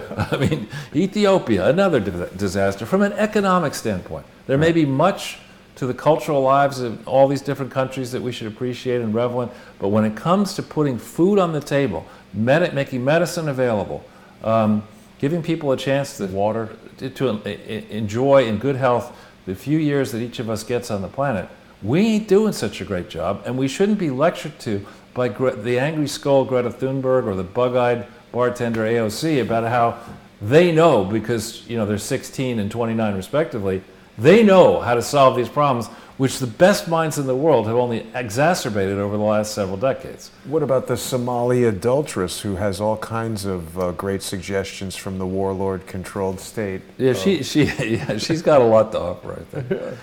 So turning then to some new things that we've been focused on, I think it's very important when we hear all the stuff coming out of Congress today to remember that President Trump is fighting the Democrat machine in a number of the big electoral vote states like New York. And let's look at this history. As the Clinton Foundation went from being a complete fraud to one of the worst frauds in history, the person who might have people who might have gone after it included Elliot Spitzer, who was too busy chasing escorts around the country. Then Andrew Cuomo, whose sister, I believe, and he have been involved in a highly suspicious charity. Eric Schneiderman, who loathed Trump because Trump wouldn't support his campaigns. Then a caretaker at Barbara. Now this Letitia James, who has made it her business to sue Trump for, wake up in the morning, let's sue Trump. Sue him for this reason, sue him for that reason, sue him for another reason. Today, I believe just now, Paul Manafort's suit in New York was overturned. Well, it was double jeopardy because he's already got the federal stuff. Right, but but you look at, this is a text from a press release that recently came out talking about, extolling the virtues of what Letitia James had done, policing the Trump Foundation. And she's, gloating over getting Donald Trump to pay $2 million back for his Trump Foundation sins. He has to acknowledge personal misuse of funds. Does that sound familiar to anybody thinking about the Clinton Foundation? Personal misuse of funds. Using the Clinton Foundation, which was supposed to do stuff only in Little Rock, to have a penthouse apartment with a Babylonian garden on the top of it, with probably bare-chested interns running around in the summer, diving into a pool, flying around on the foundation expense, using your catering system, catering services in the foundation building, probably not for vegan meals, but for whatever they wanted. Yeah, but he's vegan, isn't he now?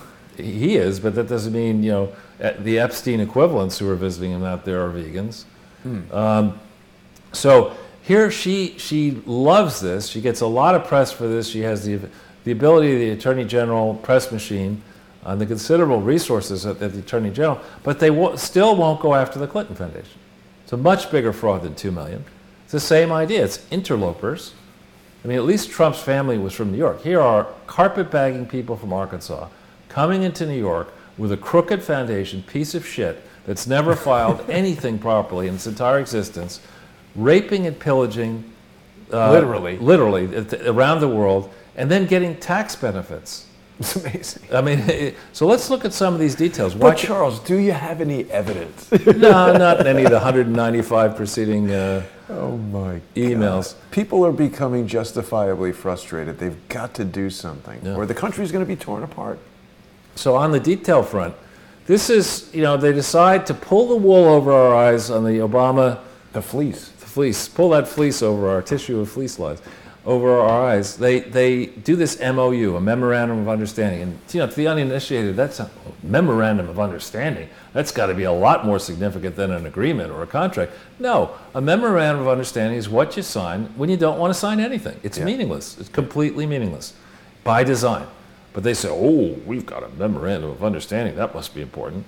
And you read the thing, that an opening paragraph in the representation section is a single entity called William J. Clinton Foundation is a 501c3, okay? The name of the entity there was no organization called the William J. Clinton Foundation on December 12th, 2008, anywhere that was lawfully organized. There wasn't. Okay, but this thing gets signed, gets sent to the Senate, gets sent through our confirmation hearings as an example of how you can be certain that we've thought this through, we've tamped it down. To the Senate? To the Senate? Senate, yeah, to get her confirmed. She was the Senate confirmed appointee. That's so bold. Yeah, because it was this time of year, December 12th. No one's paying attention. Right, people are like, honey, are we going to go to Hawaii or not? I mean, the kids are out there already. Oh, get on the Amtrak train and order a cheeseburger, quick. A hamburger, but don't put any cheese on it. And so, this organization, if you and I get together and we want to say that we're going to create some new charity, the paperweight charity or whatever, we can't just say we're doing that and get a tax exemption. You actually have to create an organization, which means you have to have articles of incorporation, bylaws, independent directors, make truthful declarations. None of that is anything the Clintons have ever done. And here we summarize, there's several organizations. The William J. Clinton Presidential Foundation, yeah, it had bylaws. They got around to doing those December 23rd, 1997. But for 62 days before they signed the bylaws, Hillary and Bill committed the organization to operate in a specific place in Little Rock, even though they had nothing to do with it. They were raising money for the legal defense trust. They were doing all sorts of things in the guise of a foundation that were illegal. And they then say, oh, well, okay, let's change the name of it. So they changed the name on April 25th, 2005, but the boneheads in the Clinton Foundation and their absurd, in quotes, lawyers, failed to adopt bylaws. And the significance of that is bylaws are kind of like the instruction manual for how you run an organization. If you don't have bylaws adopted, you don't have anything written down about how you're actually going to meet to conduct your business. Without bylaws, you're just prima facie not an organization. But they didn't have any. There'd never been bylaws drafted and submitted and adopted lawfully for the William J. Clinton Foundation or for something else called the William J. Clinton Foundation. And I'm sick of this bullshit. So I actually, yesterday, I called up the Attorney General's office. New York? Yeah. And I said, listen, you got a serious problem here. What did they say? They said, well, I'll put you on a supervisor. Put you under supervisors. They put me the supervisor. It's like, the voice, the Muzak or whatever of the voicemail. And to be fair, somebody did call me back yesterday, but I have heard nothing. And so again, I would encourage our subscribers and the people who are interested in seeing justice at hand, you're going to go after and persecute Donald Trump over 2 million in New York. This set of frauds in New York has never corrected any of their paperwork, because you can't, actually. But they keep operating, they keep soliciting. Even now, they're soliciting and raising money in New York, right now. So if we go to the next page.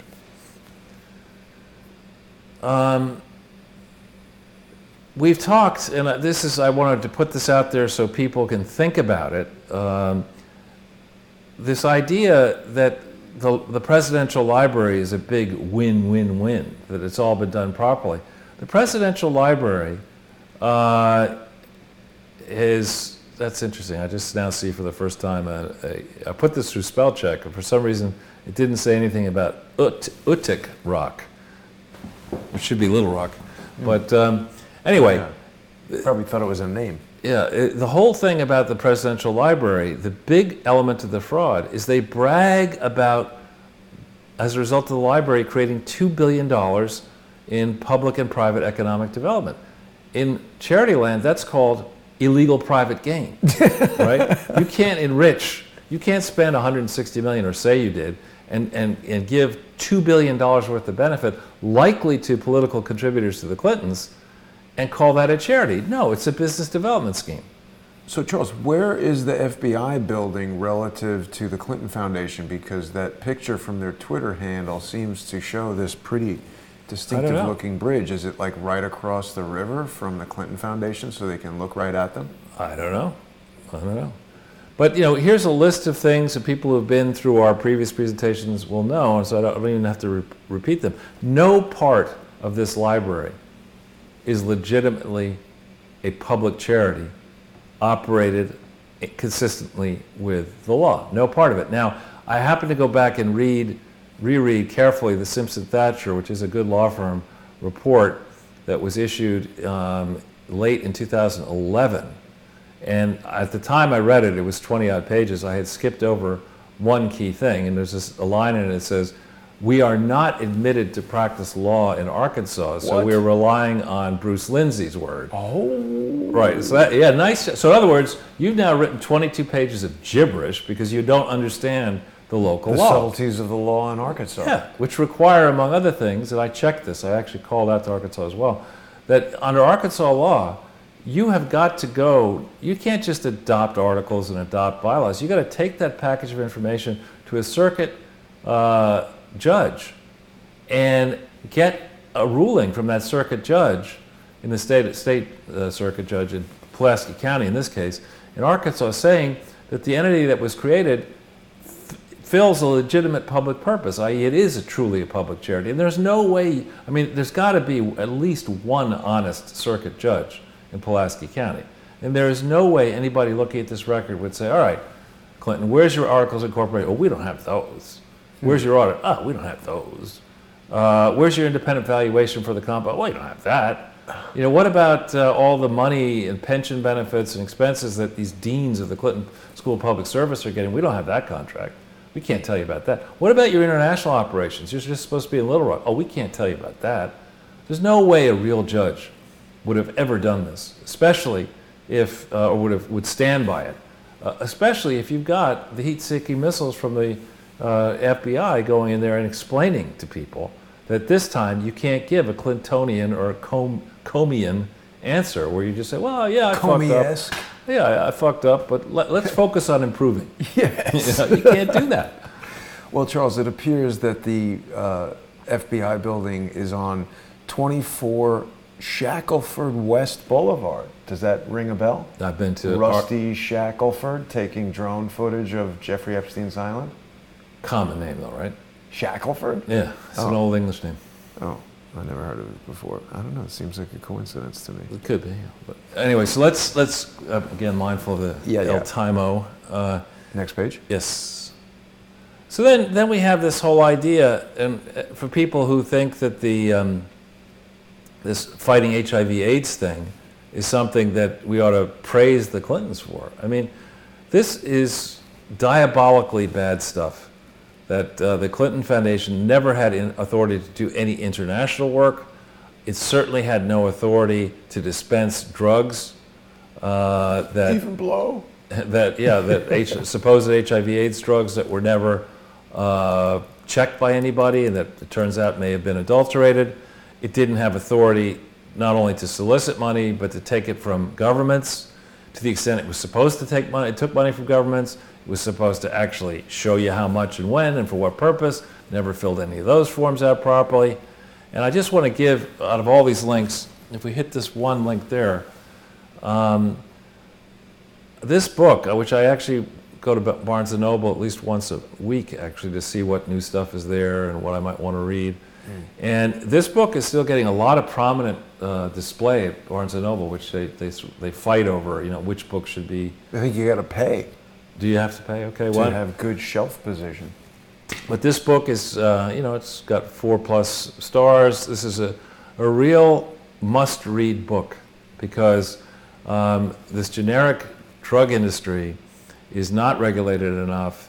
The whole process of you know, the decisions that we've made under this corrupt global system to allow branded companies to continue to sell HIV/AIDS drugs at high subscription, you know, they're now generic versions, but one could make the argument, as you see in the Podesta WikiLeaks, that what Clinton was doing was, the Clintons personally were taking speech bribes from the branded drug companies, and really what was going on with this HIV/AIDS thing, I think, is my working theory, is that the branded companies knew that trying to sell HIV/AIDS drugs, keep them, you know, a place that they'd actually work in the Democratic Republic of Congo, never happening. Is not going to happen. So if Bill Clinton says he wants to do that, you know, let him convince a whole bunch of idiots from foreign aid organizations to give money to Bill Clinton to do something that'll never work anyway.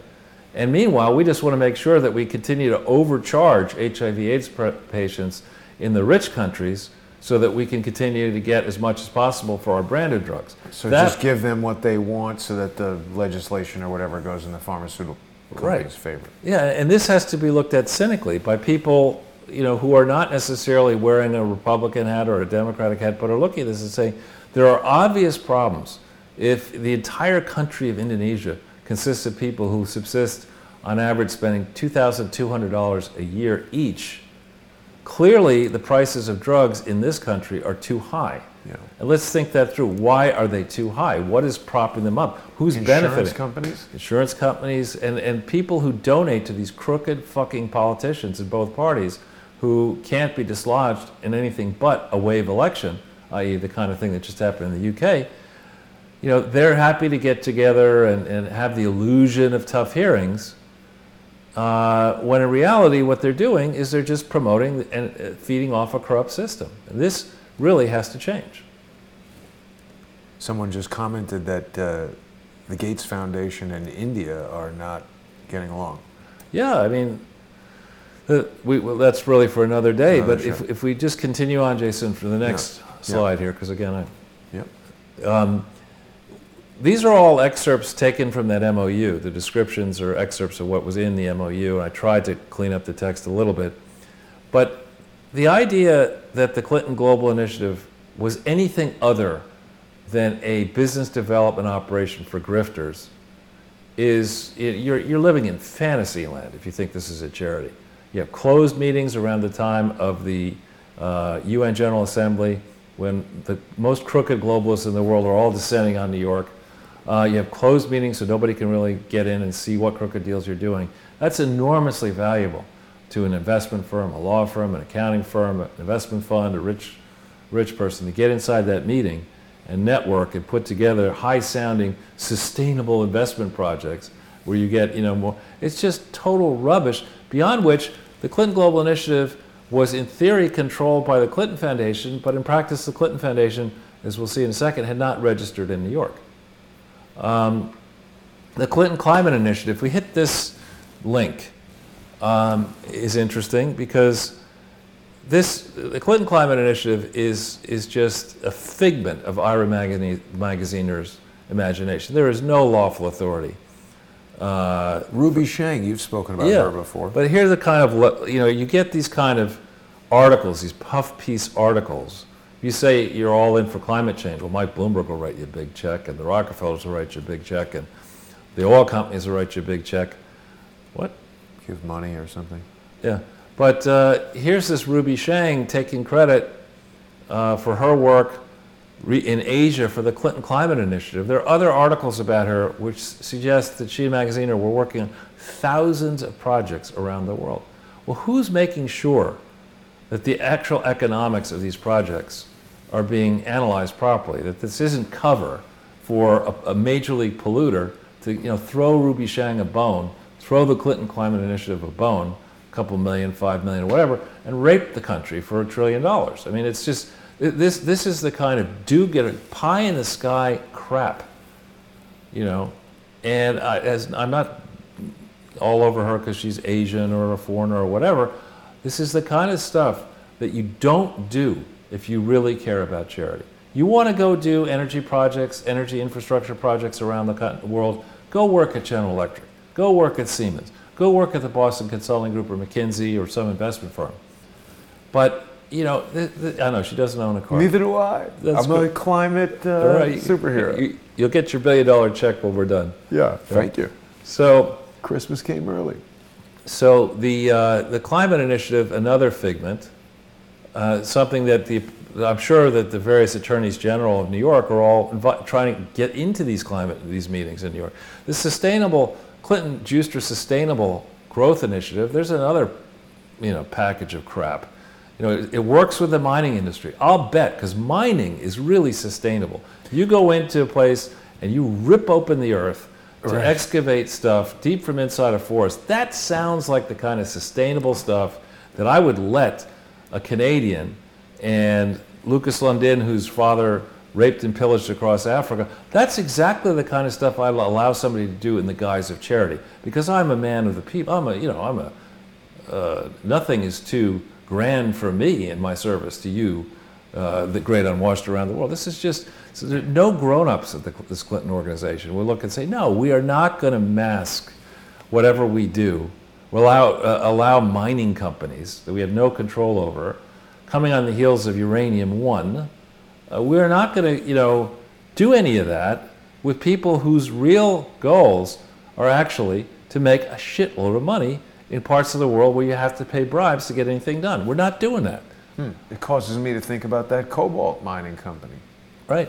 And then we take this Clinton Hunter Development Initiative. That's really rich. Here you have Maggie Haberman's father-in-law, the New York Times reporter, who should never be allowed to cover anything related to politics for any place, so long as her father-in-law, so long as she's still married to this guy. The New York Times, glowing articles about the Clinton Foundation, over a long period of years. Here's this idiot, Sir Tom Hunter, who's made money, calls himself a Scottish entrepreneur, but I think his whole backstory has not been investigated carefully enough. The notion that somebody is going to get rich competing against, as they call it, Adidas and Nike and whatever in the sneaker business, starting a company out from Glasgow in Scotland and sell it, which he apparently did for a ton of money, and then go to a conference and say, I hereby pledge $100 million. Then have the crash occur in 2007-8, and whoops, I don't have $100 million. I was pledging 10% of my future income, which I thought would be $1 billion, so I was going to give you 10% of my $1 billion. Meanwhile, the Queen wakes up, in a fog, having had 17 bottles of Chardonnay with Hillary Clinton, and says, this young man, Sir Tom Hunter, $100 million, let's make him a knight. We'll knight him. It's actually happened. She noticed this, or people noticed it, and said, oh yeah, let's make him a knight. You could just buy that, huh? Well, but I mean, it gives you a sense of how, the Queen cannot be accused of being a deep thinker, but, she's been around. Does she drink, though? She's so old. She must be kind of healthy. healthy. Are you kidding me? Oh, really? That whole family, yeah. Wow. How could she be so old and so boozy? It works, it works for some people, it doesn't work for other people. So none of these operations are actually charities. None of them are audited.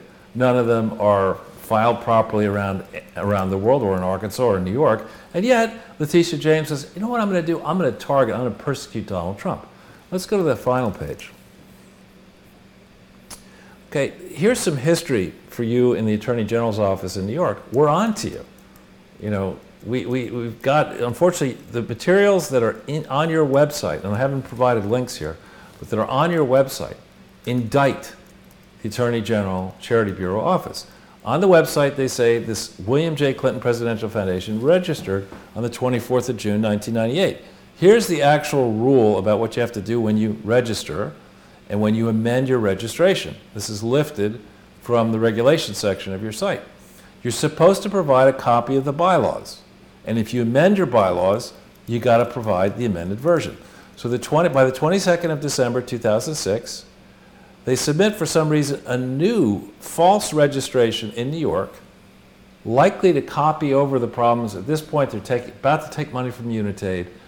People, as a guess from Unitaid, are saying, wait a minute, we want to make sure that this thing actually is a charity. So they put this thing in to the Attorney General Charity Bureau office. Is completely wrong. It's a universal form as opposed to a New York form. It's not filled out properly, and they make the mistake of sending this in, the Clintons, across state lines, making it a federal crime, using the mail a federal crime.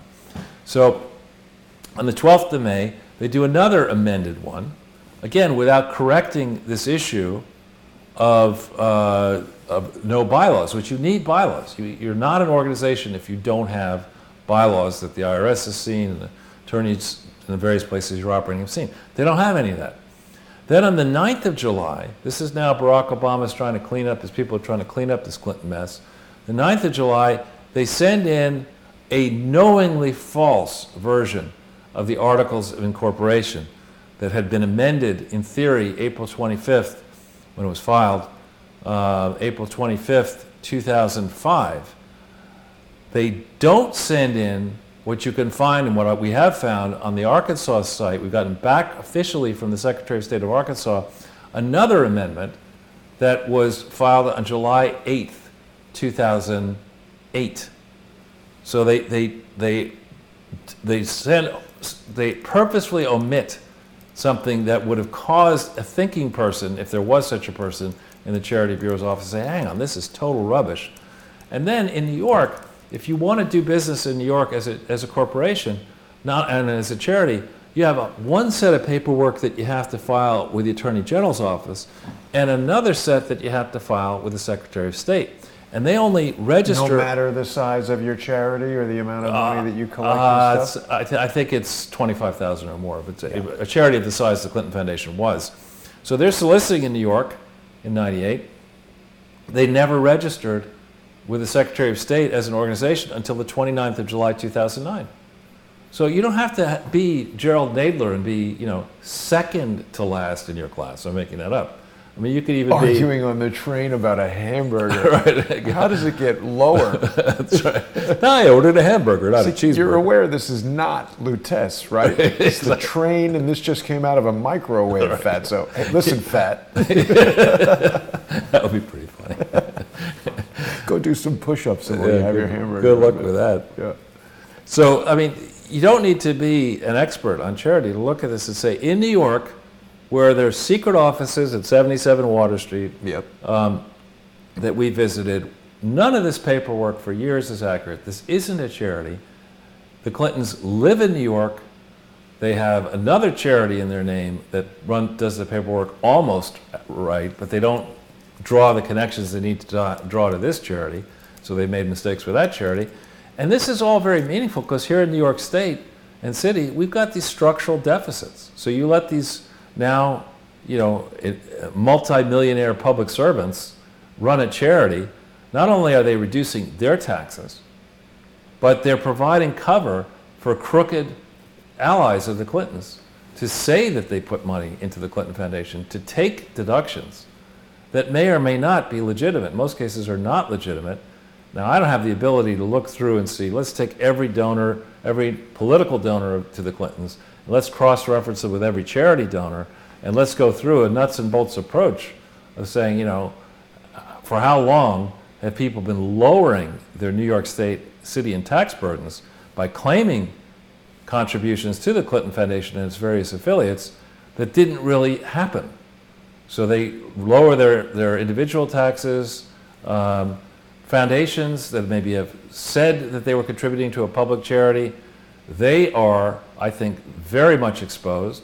Anyone that's based here in New York that's done that, including the Clinton Family Foundation, which has made contributions to Clinton charities, saying they were public charities when they're not. I mean, we have to balance the budget deficit. Here's one nice way to do it. So the question should, I think, as is happening with FISA and Trump, and maybe he got impeached now, maybe he didn't. I haven't seen that. Yeah. So what's happening now, I think, is going to be, in Durham's mind, should be not, is this a fraud? How big is this fraud? How much money we can recover? It should be, how crooked is the Attorney General in Arkansas?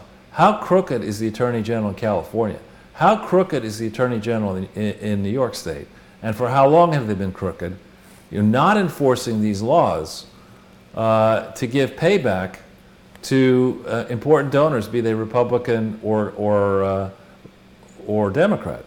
That's really the question. How corrupt has the administration of justice become? And you get to a place, even if you don't have a lot of money, where you say, I don't want this country to turn into a place where suddenly your personal property doesn't matter. What matters is each election, because if a new team comes in, they're going to rape and pillage in this country. They're going to take the other side's money, and then we'll wait for the other person. That's not, the republic that we're supposed to be. We're not supposed to become a banana republic, and that's the path we're on right now. We could become a $120,000 banana painting republic. Yeah, that's right. Somebody would come eat it. Right. That's and right. then put up a sign that said Epstein didn't kill himself. Yeah, you should have put that on the side. Epstein didn't kill himself. That would have been pretty funny. Yeah, that would be a good I don't even think Epstein is dead. Now, but Charles, going back to the guy getting knighted, we're getting a lot of good comments. Thomas Tyson, I think, was telling us that if Mick Jagger could get knighted, anybody could. That's true. And then maybe it was also Thomas, I don't know, the comment went by already, but apparently David Bowie was offered a knighthood and told the Queen to go stuff it. Well, so in the olden days, in the medieval days, it was a burden to be a knight. What do you mean? Because you had to actually fight. No, you had to provide, at each level you had to provide, at your expense, multiple warriors to fight in the defense of the king. And so I'm aware of somebody in my ancestry who said, "Fuck you, I'm not doing that." David Bowie. No, 1600s. Not really. David Bowie Ortel is his real name. That's a joke. That's a parody. Right. Actually, there was some other good things that happened at the Senate, testimony today. They opened it by doing what they should have done at the very beginning, saying that Adam Schiff read a parody into the record, that the whole thing should be dismissed because of all the different inappropriate things that Adam Schiff did. I still don't understand why that didn't come up the first day. Was there any? That's it for the slides. I think, though, you said there was one thing you wanted to surprise me with or something. Well, that was the Boeing thing. Okay. Wasn't it? No, it was when we were setting up for the show and we put these things here. Oh, yes. This Mr. Bill was given. Grab the Mr. Bill for a second. Squeeze him. I just realized that it talks when I was cleaning up last week. So next time you go to Chappaqua, you could bring the Mr. Bill. Well, Charles, it's been another excellent session of closing in. I'll take care of it. Don't worry about it. Next week, of course, Charles, will be Christmas. So we will not be closing in on Christmas. We'll take the day off. And tonight, actually, in 1 hour at 7 p.m. So people are probably watching. We've got about 300 or 400 people watching us right now on Crowdsource 2, on Periscope, on DLive, on Facebook, the different platforms. But many people know that a malicious social engineering attack from an alleged fat slob, that's not my words, that's an allegation from a civil lawsuit against this person, has taken a strike at the main Crowdsource the Truth channel. And his closest Confederate has put out a video making it clear that shutting down Crowdsource the Truth is his goal, that according to him, I'm not allowed to have a business that produces videos and puts them out on YouTube. So the most important thing for people to do if they want Crowdsource the Truth to continue is to go on to subscribestar.com/crowdsourcethetruth or patreon.com/crowdsourcethetruth. This person is actively badgering Patreon to try to get that terminated as well. So it's really quite amazing how this one individual and his confederates in New Zealand and elsewhere are so dedicated to the destruction of Crowdsource the Truth. It's something to watch. But want to thank all the generous sponsors and remind everybody that at 7 p.m., High Dive with Lee Stranahan, we're going to be looking at the real meaning of the Trump Tower meeting. So Lee always has incredible information about Russia, Ukraine. He's really super dialed in on that. So hopefully people will tune in an hour. And if you're watching this at like 10 o'clock at night, you'll be seeing it on the main Crowdsource the Truth channel. And so you'll be able to watch Lee Stranahan immediately. Pretty good. That's good. That is good. All right. Well, listen, Charles, I'll see you later. Thanks very much. Thank you. Thanks, everybody, for watching, and have a great night.